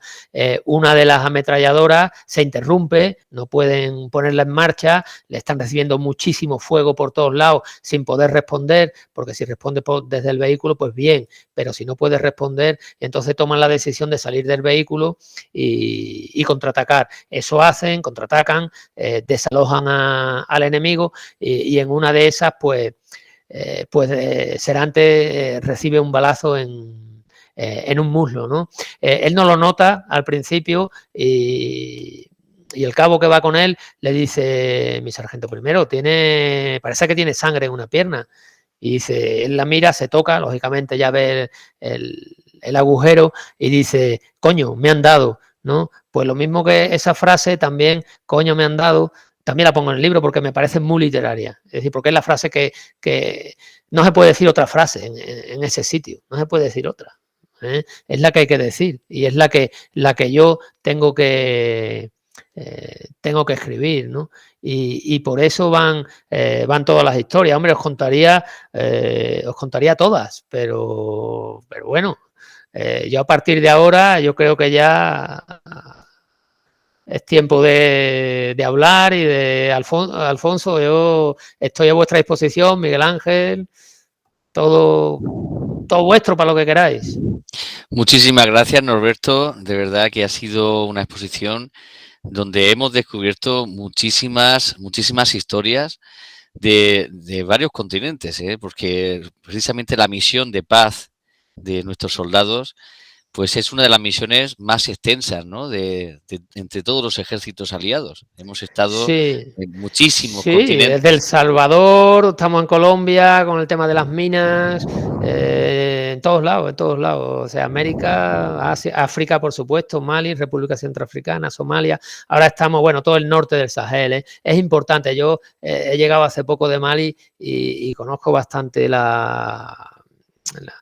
lo que ha sido aquello, porque he hablado mucho he ido de oficial de información pública y he hablado mucho con gente que se dedica al periodismo y que tienen medios de comunicación y hablas con todo y con la gente de la calle, claro. Desde el camarero que te pone un té maliense, que recomiendo cuando vayáis por allí a Bamako, esperemos que podamos ir y podamos subir Yo tuve la suerte, ¿no?, de subir a Sebaré, a Bergao y a ver Tombuctú, ¿no? Tombuctú, la gran biblioteca de Tombuctú a la que yo adoro, porque es la biblioteca de Córdoba, la gran biblioteca de Córdoba. Llega la familia Keita, es una familia que desde 1500 llegó con los libros, no, anterior, 1300, eran descendientes de Huitiza, Keitiza, y fue cambiando a Keita, ¿no? Y esos descendientes de Huitiza, que era godo y ahora luego se pasaron a la religión islámica, estando en España, estando en Córdoba, y luego cogieron esa gran biblioteca y se la llevaron cuando Córdoba, cuando cae el califato y cae todo, se viene abajo por la Reconquista, esa gran biblioteca se la llevan a Tombuctú. Entran por Senegal, van en barco, entran por Senegal y llegan a Tombuctú. Y hay que verla. En el 2012 sufren un ataque por parte de los tuareg. Ya sabéis que el norte es tuareg y sufren un ataque por parte de los tuareg en Tombuctú y salen y esa biblioteca ellos lo tienen en la sangre, ¿no? Cómo cuidar la biblioteca, ¿no? Tienen ya sus enlaces, tal, y llegan, la van repartiendo. Dice que se pierden, pues no sé si eran 2000 manuscritos, se pierden muchos manuscritos, pero la gran mayoría se salva. Que sé que ahora hay parte en Jerez de la Frontera, que a ver si algún día, si sigue ahí, que no lo sé, puedo ir a verla. Pero la biblioteca Tombuctú es muy española, vamos a ver, española. Sí, española, palabra hispania que escuché el otro día en una conferencia, que no viene de tierras de conejos, sino que viene de lo que era Hispalis, la ciudad de Hispalis, que acaba en IS, y lo escuché en una conferencia de la Fundación Juan Marc. Soy mudado ahí a esas conferencias, o a la Casa América o a Juan Marc. Tengo la suerte de estar destinado en el cuartel general del Ejército y me cae cerca. Pero sí, yo ojalá algún día podáis venir conmigo y nos podamos ir todos a dar un paseo desde Bamako. No sabéis lo que es subir el río Níger, arriba hasta el norte, luego los arrozales del norte, luego ver Sebaré y luego, por supuesto, llegar a Tombuctú y ver lo que era su biblioteca, que espero que haya vuelto otra vez a... Pero sigue en peligro, sigue en peligro. Las bibliotecas siempre están en peligro, aunque se hayan escrito en idioma árabe en la Córdoba omeya 10 siglos antes. O en Sarajevo, precisamente esa gran pérdida de esa gran biblioteca, precisamente, sí, ese incendio que se produjo, justamente esa pérdida de la cultura, sí, esa vorágine. Sí, tenía más. Yo, el libro Misión en Bosnia, a Sarajevo he ido varias veces luego, ¿no? Bueno, estuve durante la guerra y luego, pues bueno, yo tengo un cariño especial a Bosnia porque aparte allí estuve año y medio, ¿no? Y estuve en la biblioteca y entregué un libro de Misión Bosnia, ¿no? Y hay varias cosas que fui allí. Ya no era biblioteca, esto te estoy hablando ya ahora en el 2018. Llegué allí con mi libro de Misión Bosnia, iba yo súper contento para decirle, pues mira, un libro en español que está en la mítica biblioteca de Sarajevo, que me parece que fue un 24 de agosto del 92, fue bombardeada con bombas incendiarias, además a propósito, y se incendió. Y estuve allí y hablé con la chica. Primero había una chica en el mostrador y le dije, mire, soy español, estuve aquí, hombre, español y tal y cual. Enseguida te dicen amigos, hablan, esta gente, estos tíos eslavos, enseguida aprendieron a hablar español. Allí hay mucha gente en Bosnia que a día de hoy habla español por los muchos años que hemos estado allí, hasta, pues bueno, pues 25 años seguro. Y cuando le dejé el libro, antes de entrar ya me dolió, ¿no? Y me dolió una cosa, que si veis hay dos placas, si vais a la biblioteca de Sarajevo, esa foto la tengo yo puesta en mis redes sociales, por ahí. Hay dos placas y una en serbo-croata, bueno, en croata, porque ellos no le llaman serbo, y otro en inglés, ¿no? Yo leo la de inglés y pone una cosa que yo no puedo entender y no entenderé jamás, ¿no? Y pone, es que no me acuerdo de la fecha exacta, pero el 24 de agosto de 1992, criminales serbios bombardearon y destruyeron tal, no sé qué, no sé cuánto del país. No se puede identificar a un criminal con una nación. Es decir, que la nación puede perder la cabeza. Le pasó a Alemania y le ha pasado a mucha gente. Y puede perder la cabeza. Pero lo que yo no puedo decir es que todos los serbios son criminales. Ni todos los de Sanlúcar son asesinos. Ni todos porque haya uno que haya nacido en Sanlúcar. Ni asociar el término militar con tal, es que no, y mucho menos un pueblo, o sea, ni se puede al pueblo serbio. He conocido serbios que eran bellísimas personas que sufrieron muchísimo allí y que luego tuvieron que elegir, porque o te mataban en un lado o te mataban en el otro, no había vuelta de hoja, y uno tiene familias, ¿no? Entonces a mí eso me dolió mucho y se lo dije a las chicas, ¿no? Digo, joder, es que no podéis poner... es como hablar ahora del Estado de Israel y que lo escuchan mucho por ahí, el Estado de Israel. Oye, habrá gente que haga unas cosas, haga otras, pero el pueblo israelí tiene perfecto derecho, primero a vivir, segundo a estar, y el pueblo palestino igual. Y no identifico al pueblo palestino con Hamás, o al pueblo libanés. También estuve en Líbano, en una misión de Líbano, guardo allí buenos amigos y es un auténtico mosaico.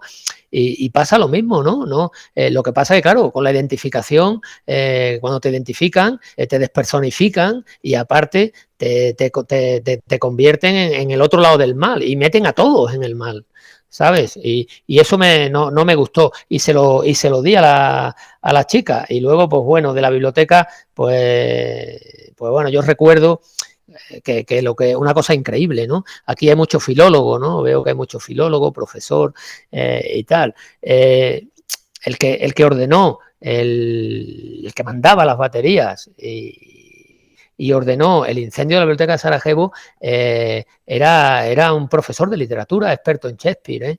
Entonces eso en mi cabeza no entraba.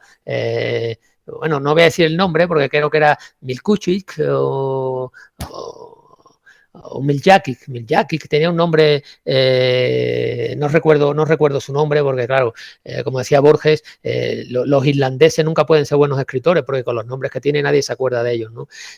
Pues lo mismo pasa con estos, ¿no? Salvo Ivo Andrić, que es muy fácil, los demás tienen unos nombres muy raros. Y tanto el nombre y apellido que debía de caer en el olvido, pero era experto en Shakespeare, y cuando hablan luego después de la guerra con sus alumnos, decía que declamaba Shakespeare perfectamente, que adoraba la literatura inglesa y la literatura, porque era experto en literatura inglesa, que era muy buen profesor, y de pronto lo ves que está incendiando la biblioteca de Sarajevo con una antorcha, es como si lo hubiera incendiado él, ¿verdad? Porque aquí el que da la orden, uno da la orden y el otro pone la mecha, ¿no? Lo que Hannah Arendt llama la banalidad del mal, ¿no? Igual, si tú sabes que es la biblioteca de Sarajevo, pues a lo mejor hay que decir que no, ¿no? Pero bueno, lo que sí aprendí ahí es que primero nosotros salvamos musulmanes, como el teniente Monterde, que salvó croatas de musulmanes, tuvo una acción ahí preciosa, salvó croatas, teniente Monterde, también de mi promoción. Víctor Pujol salvó a una no la pudo salvar porque le pegaron un tiro en la cabeza, pero a la otra sí que la salvó, que trabajaba en una ONG también en Mostar, en la zona croata, y le pegaron, con botes de humo, consiguió acercarse allí y sacarla de allí. Y cuento esa historia en el próximo periódico Tierra. Y bueno, lo que decía, ¿no? Yo lo que aprendí allí, viendo la biblioteca, es que cuando le dieron el premio Nobel a Peter Handke, yo me alegré. Y eso que le metieron mucha caña porque decían que era proserbio, y no, yo no lo veo de esa manera. Yo veo que sí, viajó por Serbia, conocía Serbia y tal, pero eso es una cosa, y otra cosa es que tú no defiendas a inocentes serbios. Es que hay que decirle lo de Cervantes, ¿no? A ver, majadero, pero claro, no se lo puede decir uno por uno a todo el mundo, porque al final te aburres, ¿no? Que no me importa que este tema, que a mí lo que me importa es si sufren, y había mucha gente que sufría de todos los bandos y que moría de todos los bandos, porque el asedio de Mostar desde el Monte Hume era croata, fue croata había un carro de combate allá arriba que todos los militares españoles hacían una foto con él, que bombardeó y destrozó el barrio musulmán, que tenías que haberlo visto, ¿no? Y el Starimos, fue el famoso bombardeo sobre Starimos, lo hicieron desde ahí, ¿no? Pero bueno, ahora se ha recuperado, está otra vez como estaba, paseas por Mostar y es muy turística, y lo que pasa que al final siempre se salen con la suya los malos, ¿no? Me explico. Hay mucha gente que se fue de su casa, que abandonó su tierra, que tuvo que huir, esa gente ya no va a volver, que perdió todo lo que tenía, la poca, iba a decir riqueza, no es la palabra riqueza, la poca vida o la mucha vida que tenía. Yo recuerdo que Boro, cuando lo contraté, que era serbio y tenía su casa en Mostar, en la zona croata, y yo le decía, pero bueno, que te ayude alguien a tal, vamos a ir a algún lado, no, es que mi casa la he perdido, ahora vive un croata allí. Y llegaba y decía, bueno, me decía mi capitán, yo entonces era capitán, mi capitán, bueno, esto nos hablábamos no así, ¿no? Él hablaba poquito inglés, pero me decía, me voy a ver lo de la casa y tal y cual, pero cuando volvía traía un papel con 12 millones de sellos que no servían absolutamente para nada, lo aburrían, ¿sabes? Y eso lo ha perdido para siempre. Pero y luego la gente, ¿no? La gente que vivía en un barrio musulmán y tuvo que irse, la gente, los serbios que vivían en Sarajevo, tampoco hay en Sarajevo, la mayoría es musulmana, un 90% a día de hoy. Y cuando estuve la última vez, una ciudad maravillosa, yo la adoro y ya digo, adoro, bueno, todos los sitios donde he estado, pienso que son bonitos porque hay muy buena gente, macho, es muy buena gente y parece mentira que surja una mecha por un tío, ¿no? O por un... de esa manera, ¿no? No entiendes por qué, porque Camboya es que fueron todos, es que eran los serbios, tal, aquí se surgió un nacionalismo extremo en todos los lados y entonces al final, pues pasó lo que pasó. Pero la biblioteca de Sarajevo la incendió un experto en Shakespeare, el literato, amante de los libros, o sea, no te fíes de... Yo una vez estoy escribiendo un relato, libros de relatos sobre... ficción, pero con personajes reales, ¿no? Y uno de ellos se llama Nunca te fíes de un pianista, ¿no? Porque, claro, yo tenía una intérprete que era Adriana. Adriana era argentina, había tenido que huir después de la guerra, porque, bueno, los croatas sabemos de parte de quién estaban en la Segunda Guerra Mundial, y entonces cuando ganan los aliados, mucha gente croata tiene que salir y casi todos se van a Argentina. Teníamos 3 intérpretes, creo, Adriana, Jorgelina, ya hace casi 30 años que no las veo.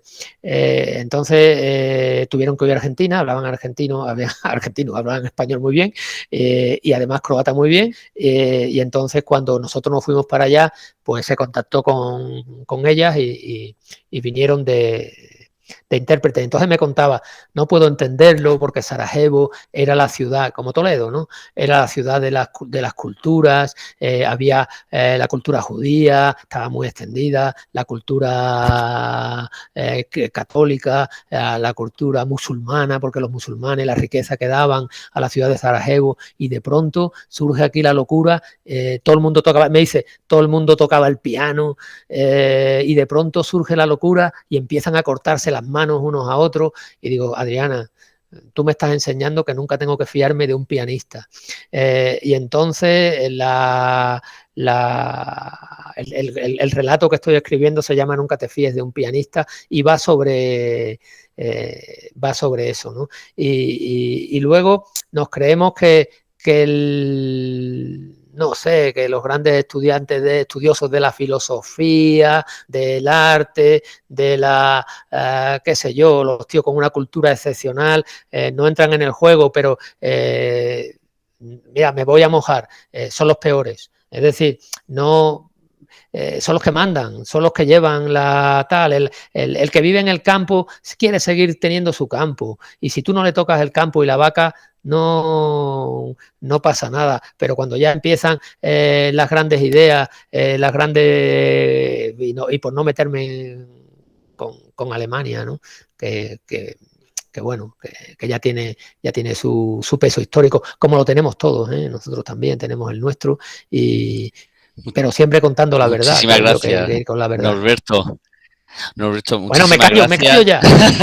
No, la verdad es que es muy interesante lo que estás contando porque estás hablando de una vivencia, digamos, en una guerra en donde no estaba claro precisamente que, bueno, sí que los medios de comunicación sí que tenían muy claro precisamente quiénes eran los culpables, pero hay muchos precedentes históricos y muchas causas históricas de todos los bandos. Entonces, la verdad es que es complicado. Voy a dar ahora precisamente el turno de palabra a mi amigo y cofundador de este grupo Locos por Nuestra Historia. ¿Qué te ha parecido, Miguel? Pues ya sabes que yo todos estos temas pues los vivo de una manera muy especial y bueno, tú creo que lo sabes, alguna vez he hablado de mi bisabuelo, que era un soldadito de ingenieros que en julio de 1909 pues le tocó estar en un sitio que se llamaba el Barranco del Lobo. Es uno de los supervivientes del Barranco del Lobo, mi bisabuelo Miguel Lafuente Lardiez. y él después quedó sitiado unas horas o unos días por los rifeños y estuvo allí hasta que llegaron fuerzas españolas para sacarle. Y él lo contaba muchas veces y ya lo he contado una vez. Él se acordaba de los héroes de Valer, macho. ¿Qué harían estos tíos?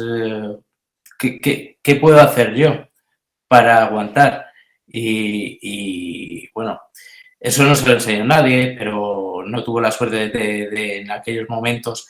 Quizás no había leído tampoco el libro de Martín Cerezo, era lo que se hablaba en las calles, pero él por lo menos mantuvo la ilusión de saber que otros en una posición parecida habían salido y él pues estuvo allí. Luego de sus 3 o 4 compañeros que estaban con él, eran, no recuerdo bien, pero 3 de ellos murieron bebiendo agua y tal, y él lo contaba y joder, pues mira, fíjate, después de aguantar y tal.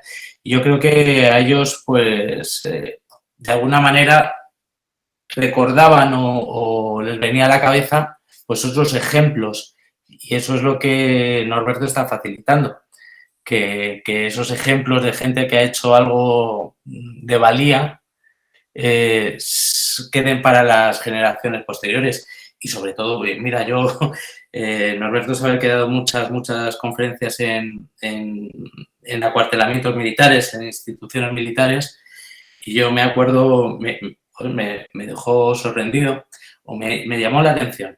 Sorprendido quizás no es la palabra. Yo en Palma, en el Palma 47, estaba dando una conferencia y después pues estuve por allí.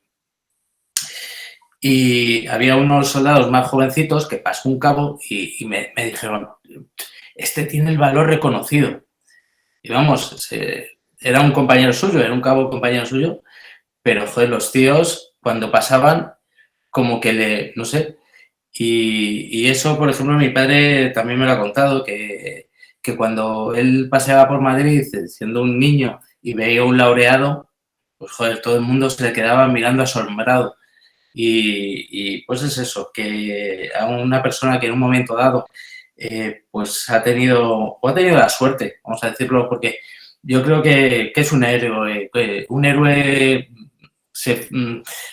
todo el que quiere ser héroe en una condición, en un momento dado, se convierte en un héroe. Un héroe es una persona que en una situación ha tenido la fortuna de saber desenvolverse. Y todo lo que le ha rodeado también ha propiciado que haya salido victorioso de ese momento. Pues yo creo que es de justicia, y vuelvo a la justicia que en este mundo pues no siempre se da. No se da ni en la vida civil y muchas veces tampoco se da en la vida militar. No todo el que hace una cosa de valía recibe un reconocimiento, un agradecimiento, pero que si la persona que lo ha recibido, que no caiga en el olvido, que ese hecho meritorio sea conocido, pero tanto por militares como por civiles. Y creo que todos nos tenemos que sentir orgullosos pues, de tener gente de tanta valía a nuestro alrededor. Y nada, agradecerte también que hagas constantes referencias a los soldados de Cuba y Filipinas. Yo en el libro nuevo, el anterior se lo dediqué a mi familia y en este nuevo pues se lo dedico a ellos, a todos esos soldados anónimos que durante décadas pues defendieron y dieron su vida y su sufrimiento y todo lo que tenían por defender ese territorio que no pertenecía a España, sino que era parte de España.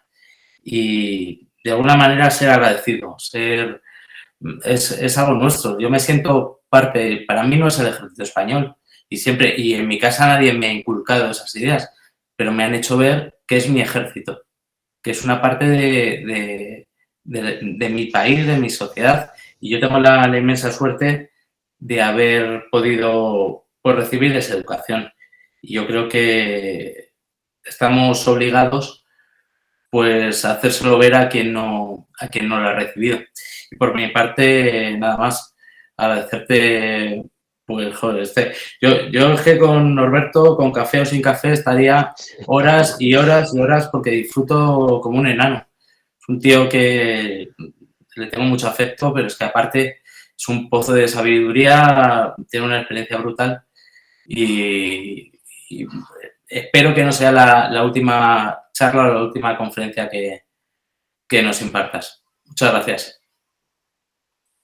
Muchísimas gracias, Miguel. Muchísimas gracias, Norberto.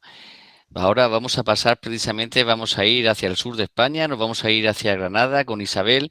Tiene problemas técnicos y bueno, voy a trasladarte la pregunta en referencia, Norberto, precisamente a un pasaje que has relatado, que está incluido en tu libro, de ese rescate de unos soldados españoles que realizan a un policía afgano. Pues Isabel pues te pregunta que si todavía sigue esa moral, ¿no? O se ha perdido en general en los ejércitos ese respeto, ¿no? O ese sacrificio por salvar a un ser humano, Norberto. Lo primero es que nosotros tenemos una serie de valores, lo llevamos en una cartilla en la cartera, se reparte entre todo el mundo, el que quiera lo lleva, el que quiera y el que no, no lo lleva. Normalmente el que no lo lleva es porque se lo sabe de memoria. Y uno de los valores es el compañerismo.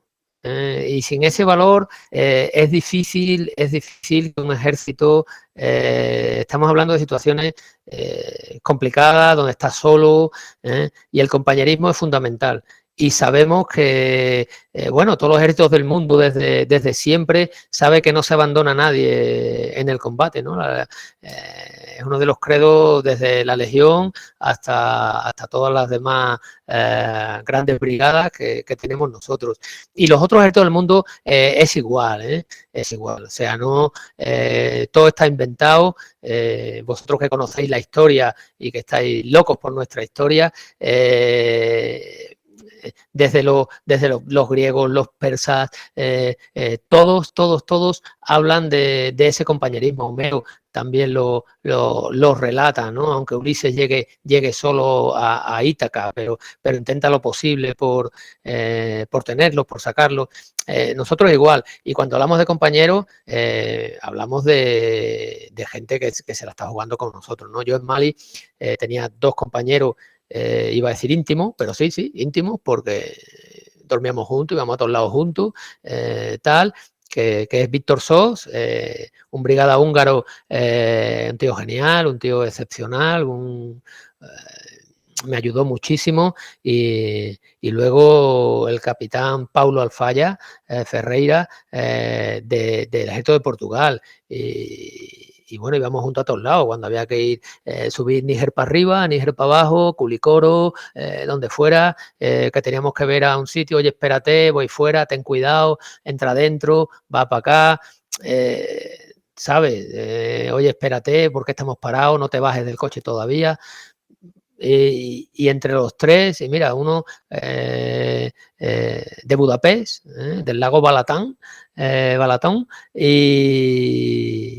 y el otro cerquita de Oporto, de Vilacastelo, y yo, que soy de Sanlúcar, y si hubiera querido haber algo, vamos, si hay que defender a esta gente, se les defiende a muerte, pero vamos, como si fuera mi hermano.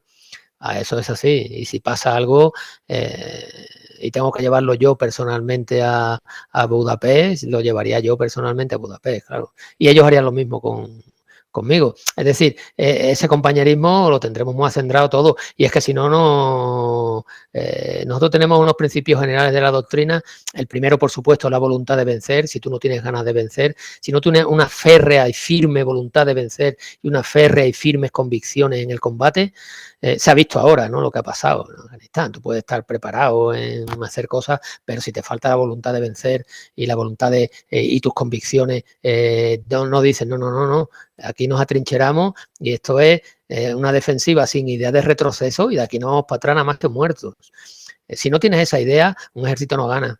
Entonces, pues bueno, el compañerismo es igual, ¿no? Esos son los valores que tenemos nosotros y el día que los perdamos seremos otra cosa menos un ejército, claro. Muchísimas gracias a nuestra amiga de Granada, a todos nuestros amigos de una ciudad tan preciosa, tan bonita y tan querida como Granada. Y muchas gracias, Norberto, por esa respuesta tan completa. Y nos vamos a ir, Norberto, vamos a viajar, vamos a pasar el charco, nos vamos a ir Encantado. justamente, nos vamos a ir a Buenos Aires con un gran amigo nuestro, fiel a nuestras conferencias, Damián Petrillo. Adelante, Damián.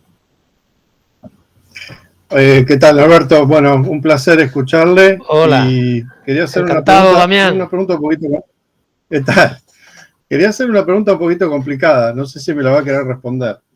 Usted como militar, que ha tenido misiones en el exterior defendiendo diferentes causas, ¿cómo ve esta situación que tiene España?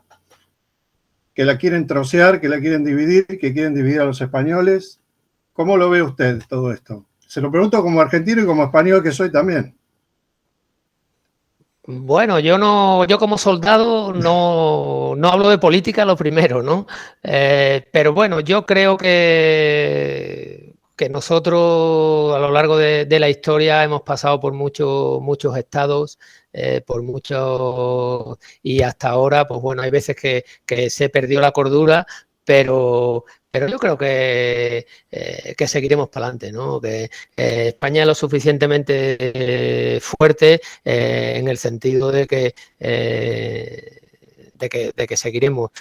¿Puede cambiar la situación del Estado como tal? Pues bueno, yo espero que no y creo que no, ¿no? Nosotros tenemos una constitución que ha sido la más larga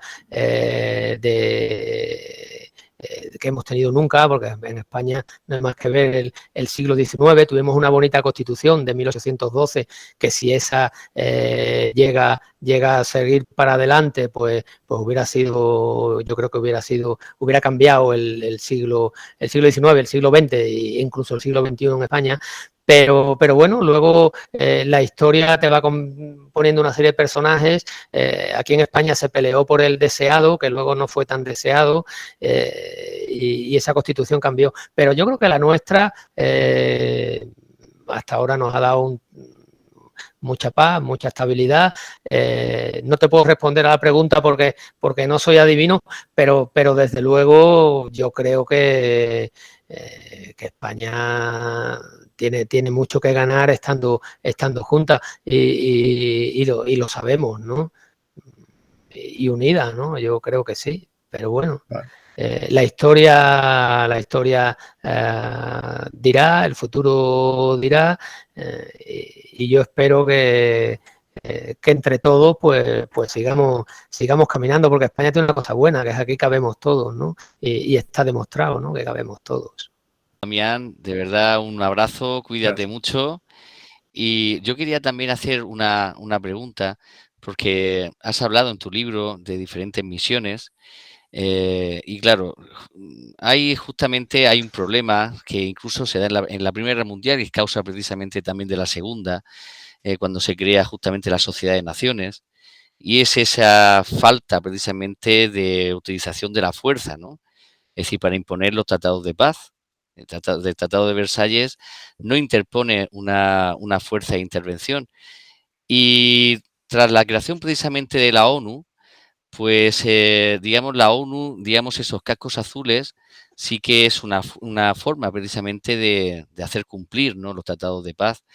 Pero se da justamente en la antigua Yugoslavia lo que es una vergüenza, ¿no?, que es justamente Srebrenica. Esos cascos azules holandeses, precisamente, que dejan a la población musulmana a expensas de las tropas de Ratko Mladic. Y justamente ahí quería preguntarte si hay algún caso de utilización de la fuerza en cuanto a los cascos azules españoles en la guerra de Yugoslavia, que hayan utilizado precisamente el armamento pues para proteger, a diferencia de los cascos azules holandeses en Srebrenica, pues alguna población asediada, ¿no?, en alguna población, ¿no?, ante esa política de limpieza étnica. Sí, hay varios casos he contado el del teniente Monterde Maldonado. Este hombre ve venir a mucha gente, ellos están en una posición, están en altura, y ven venir, están cerca de Yablanicha, creo que era, y ven venir a mucha gente corriendo. ven venir gente corriendo, por lo típico de estas cosas, cuando se entran en los pueblos, pues entran contra gente desarmada, ¿no? Que es lo que suelen hacer, lo que hace un pirata, ¿no? Lo que hace, los piratas nunca van contra una armada, los piratas siempre van contra una chalupa que van, por eso cuentan sus victorias pero vamos, no ganaban nada, ¿no? Lo que era, pues esto aquí pasaba igual, ¿no? Una serie de croatas entran en un pueblo, los musulmanes entran en un pueblo que está de mayoría croata y empiezan pues a intentar hacer llamémosle su limpieza étnica, ¿no? Esta gente sale corriendo, empieza a salir corriendo mucha gente y esa historia está en el libro Misión Bosnia, la ruta de los españoles. Y el teniente Monterde los ve venir y entonces les dice que se pongan detrás de los blindados. En ese momento llegan los musulmanes, porque es que con esos civiles iban también combatientes croatas que habían dejado el armamento y tal, y habían salido pitando porque sabían que lo que les esperaba era la muerte, ¿no? Y entonces se mezclan con los civiles y huyen. Entonces ahí surge el momento de tensión entre el jefe de esa partida musulmana, llamémosle, y el teniente Monterde.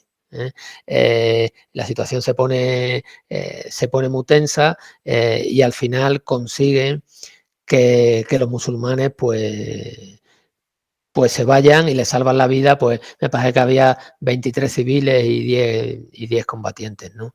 Que luego los combatientes exigen a través de la ONU que se los entreguen. Sé que luego hubo historias aparte. Pero sí que lo salvó, y luego las zonas de interposición fueron muchísimas, ahí fueron muchísimas, en todos lados, tanto, bueno, está cerca de Dubrovnik, si al que viaje a Dubrovnik, cerquita está una mina que era para volar la montaña entera, ¿no? Que la habían puesto los croatas de Dubrovnik por si los serbios querían atacar por una carretera. Hay una única carretera que es está cerquita de Ivanitsa, ¿no? Ivanitsa es un pueblo que ahora mismo a día de hoy ya no lo sé, pero cuando yo volví a ir en el 2001 estaba totalmente deshabitado, que está muy cerquita de Dubrovnik y está cerquita de la zona serbia. No recuerdo el pueblo ahora. Entonces Ivanitsa, aquello lo barrieron y los croatas pusieron una mina, pero una mina de miles de kilos, para que la montaña se viniera entera abajo y tapara todo lo que es la carretera e impidiera los accesos, que los accesos hacia allá tuvieran que hacerse a pie, con la facilidad que da la defensa en ese tipo de sitios. Y esa mina los paracaidistas españoles, los ingenieros, la consiguieron desactivar, jugándose el tipo ahí, porque había que entrar dentro de la montaña y había que hacerlo. Hay una placa muy bonita que espero que siga estando, porque las placas, como todo, van y vienen, pero los libros, lo que hacen los historiadores, lo que hacen los escritores, lo que hace tal, ¿no? Pero sí, y luego, pues bueno, es que hay muchísimos casos de interposición también, porque es que eran calles. Si ves el río Neretva, por eso es la ruta de los españoles, la ruta que va al río Neretva, que tiene un color esmeralda, es el río Esmeralda, es un río muy bonito también. Esa ruta conviene que la hagáis, porque luego hay bares que se siguen llamando España, porque ellos, cuando íbamos con los vehículos, pues enseguida ponían una bandera de España pero nunca ponían una bandera inglesa, ni una bandera francesa, ni nada, eran banderas españolas, todo lo que veías por allí. Sería porque nos bajábamos más al bar, ¿no? Pues vemos un bar, nos tomamos un café, hablamos con ellos, no lo entiendes un pimiento, pero terminas haciéndole una paella en la parte de atrás, ¿no? Y bueno, entonces, por toda la zona del Neretva, la zona Mostar Este se dividió en Mostar Este y Mostar Oeste. La Mostar Oeste era la Mostar croata y la Mostar Este era la Mostar musulmana. Yo tengo una anécdota ahí muy bonita. Nos metimos en abril del 94. La paz se firma en marzo del 94, la paz, no la paz de la guerra con los serbios, sino la confederación. Y entonces atravesamos un puente de cuerda que habían instalado los ingenieros españoles. En vez del Neretva, en vez del Starimov había un puente de cuerda. Pasamos por ahí y llegamos a un sitio. No sé a lo que íbamos, y si lo supiera tampoco lo contaría.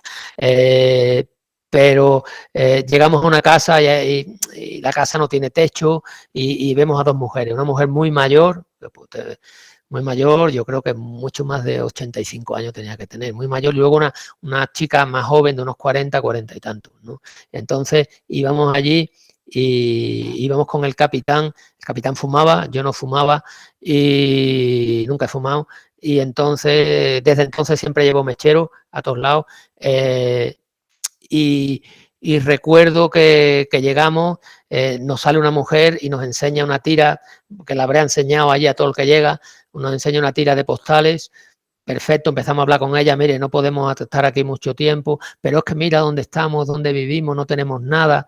Y entonces está la chica joven y el capitán saca un cigarro, le ofrece un cigarro, la chica lo coge lógicamente tal, él se fuma el cigarro, se fuman los dos el cigarro, seguimos hablando ahí no había nada, porque ninguna de las dos hablaba inglés ni francés, así que no podíamos, y español por supuesto tampoco, no podíamos hablar con ella, pero bueno, medio nos entendíamos con los gestos que hacían, se tocaban el corazón, se tocaban los ojos, que le dolía una cosa, que le dolía otra, que tenía pues de todo, una herida en no sé dónde y tal. Y en una de estas dice el capitán, nos tenemos que ir, venga Norberto, que nos vamos, venga, nos vamos. Y le dice a la chica joven cuando se está terminando el cigarro, porque la chica joven no paraba de mirar el mechero, le dice, joder, me has caído muy bien, toma el mechero. Y cuando le da el mechero empieza a llorar de una manera desconsolada, y tú dices, joder, macho, es que no tienen para hacer fuego, es que no tienen para comer algo caliente, aunque sea el agua con las 4 ortigas que hay ahí, ¿sabes? Que al final terminas comiéndote las 4 ortigas de ahí, las pocas que había, las metes en esto de agua y la calientas, pero por lo menos la puedes calentar, ¿no? Y la tía se echó a llorar, ¿no? Y entonces entendí el significado que tiene un mechero en Mostar, en la Mostar la Mostar musulmana, al otro lado del Starimov, recuerdo que era el 1 de abril de 1994, ¿no? Entonces, esas cosas, todo el valor lo tiene, depende de cómo estemos y dónde estemos y en la situación que estemos.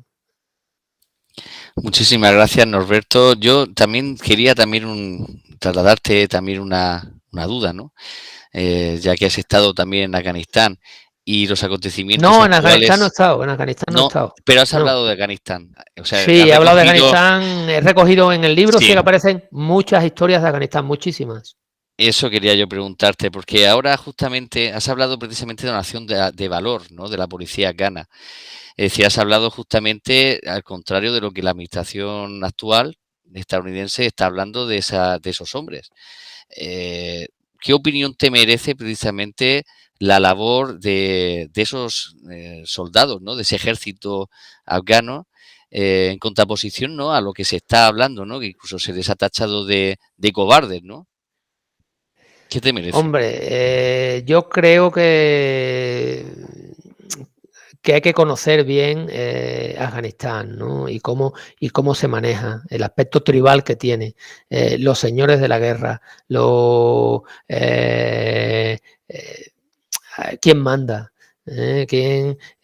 ¿Por qué pierdes lo que hablábamos antes, la voluntad de vencer? Es decir, ¿por qué tú no tienes voluntad de vencer sabiendo lo que puede venir, ¿no? ¿Por qué has cambiado, has vivido durante 20 años donde las mujeres han ido a los colegios, han ido a las escuelas y ahora no lo defiendes? Pero eso es porque hay que entender a Afganistán, ¿eh? ¿Qué tipo de poder había? ¿Quién era el presidente? ¿Cómo se hace? Yo entrevisté a Sita Rafat. Sita Rafat fue la primera mujer que fue diputada en en el Congreso afgano, ¿no? Y ella me contaba, dice, sí, me han elegido, pero yo no soy, no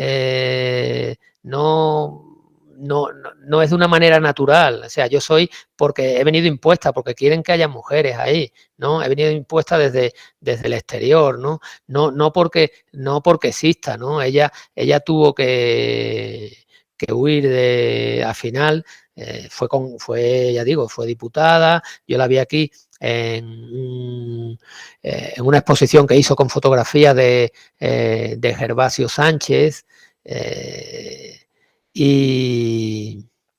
y entonces hablé con ella, me puse en contacto con ella y claro, bueno, hablaba bien, mal, de todo, ¿no? Ella lo ve desde su punto de vista, ¿no? Entonces, es que dice, es que claro, es que mi suegra me quiere matar, es que la familia de mi marido, no sé cuánto, luego tenía 3 niñas, no le había dado un varón, el marido se había vuelto a casar, pero al niño más pequeño lo vestía, a la niña más pequeña lo vestía de niño, para que pudiera ir a la escuela. Entonces, no cambia nada. Es decir, muchas veces tú ves lo que es la capital o lo que es el sitio donde las organizaciones internacionales pueden dar seguridad, pero Afganistán es que es muy grande, ¿no? Y llega, yo asemejo mucho la caída a la caída de con todas las distancias que hay, entenderme que vosotros sois los historiadores, yo no sé nada de eso, pero lo asemejo mucho a la caída cuando llega Tarik por Gibraltar. Es impensable una caída tan rápida de un es decir, que el señor visigodo de Murcia, que el señor visigodo de Cartagena establezcan pactos locales, es decir, todos fueron compactos y esto ha sido aquí, ha sido con pactos locales, ¿no? Establezcan pactos y se hagan, y bueno, y el mismo Witiza, los descendientes del rey Witiza se cambien de religión, que me parece muy bien, me parece muy digno, ellos lo pensaron así, y terminen siendo los que se lleven la gran biblioteca califal de Córdoba a Tombuctú, entonces, y eso del 711 y en el 712 prácticamente, no digo 712, pero prácticamente tienen toda España, y no llegan a Asturias porque no quieren, pues no hubieran llegado. Eso es evidente. Entonces, eso también hay que entenderlo, porque hay que partir del conocimiento del país que estamos teniendo. O sea, si estamos 50 años, ¿estamos igual? Posiblemente sí, pues entonces algo está fallando, ¿sabes? Es mi opinión, una opinión personal. Muchísimas gracias, Norberto. Yo creo que hemos llegado a ese momento precisamente de decir que hemos llegado justamente hemos cumplido todos nuestros objetivos. Ha sido un viaje, digamos, fascinante. Hemos aprendido muchísimo, sobre todo no de la teoría, sino desde la vivencia, desde que lo vive, ¿no? Desde el campo de batalla, que eso es lo importante. Y hemos recuperado pues ese valor, ¿no? Esa memoria, ¿no? Que tenemos que realizar siempre a ese valor de esos hombres. Y bueno, Miguel y yo nos hemos contado esa sorpresa precisamente que siempre tenemos con nuestros ponentes, con nuestros ilustres ponentes, que es ese aplauso a ese gran esfuerzo que has hecho. Habla en el micro y aplaudan a nuestro compañero. A vosotros. Muchas gracias. Cierren el micro, por favor. Cierren todos el micro. Muchas gracias. Y voy a darle precisamente esos minutos de resumen, ¿no? Y de resumen de nuestra conferencia a Norberto Ruiz. Norberto, ¿qué te ha parecido? Bueno, para mí, ya lo dije al principio, lo digo ahora, es un honor que hayáis contado conmigo. Yo la verdad que no me lo esperaba, poder estar aquí en este foro con gente que sabe, con gente que entiende, y con gente que como dice vuestra página y vuestro canal, locos por nuestra historia, y solamente puedo dar las gracias de que, bueno, yo cuento mis historias, pero las cuento precisamente para que los nombres estos no se olviden, ¿no? Y a lo mejor haya un libro en la biblioteca del cuartel general, como lo hay, gracias a Dios, dentro de 50 años, y haya un buen escritor que tenga la pluma de Cervantes y diga, joder, aquí hay historias buenas, las voy a recuperar y las recupere, ¿no? O llegue un historiador o que haga un libro como Miguel Ángel o como tú, Alfonso, o como que diga, pues coño, ve a ver, coño, pues aquí hay un libro de un tío que ha escrito sobre esto, ¿no? Y en Argentina llegue un Borges, ahora que está también aquí, y también lo saque y escriba, pues bueno, un poema como escribe Borges sobre España, que es precioso y además no se equivoca, no se equivoca en lo que dice.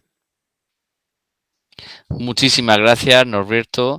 Ahora justamente ya sabes que tienes aquí precisamente tu sala VIP, o sea, es decir, tu lugar en ese Olimpo de pues conferenciantes que hemos tenido, que han pasado por esta sala, y voy a dar ahora la palabra precisamente a Miguel Ángel para que finalice esta conferencia, compañero y amigo y cofundador de este grupo. Adelante, Miguel. Pues nada, en definitiva, cuestión de justicia, cuestión de valores, cuestión de valentía, de cumplimiento del deber de abnegación, y en Román Paladino, que el que lo merece, que lo tenga. Muchísimas gracias a todos y hasta la próxima semana. Y como siempre nos despedimos y que Dios bendiga a España. Muchas gracias.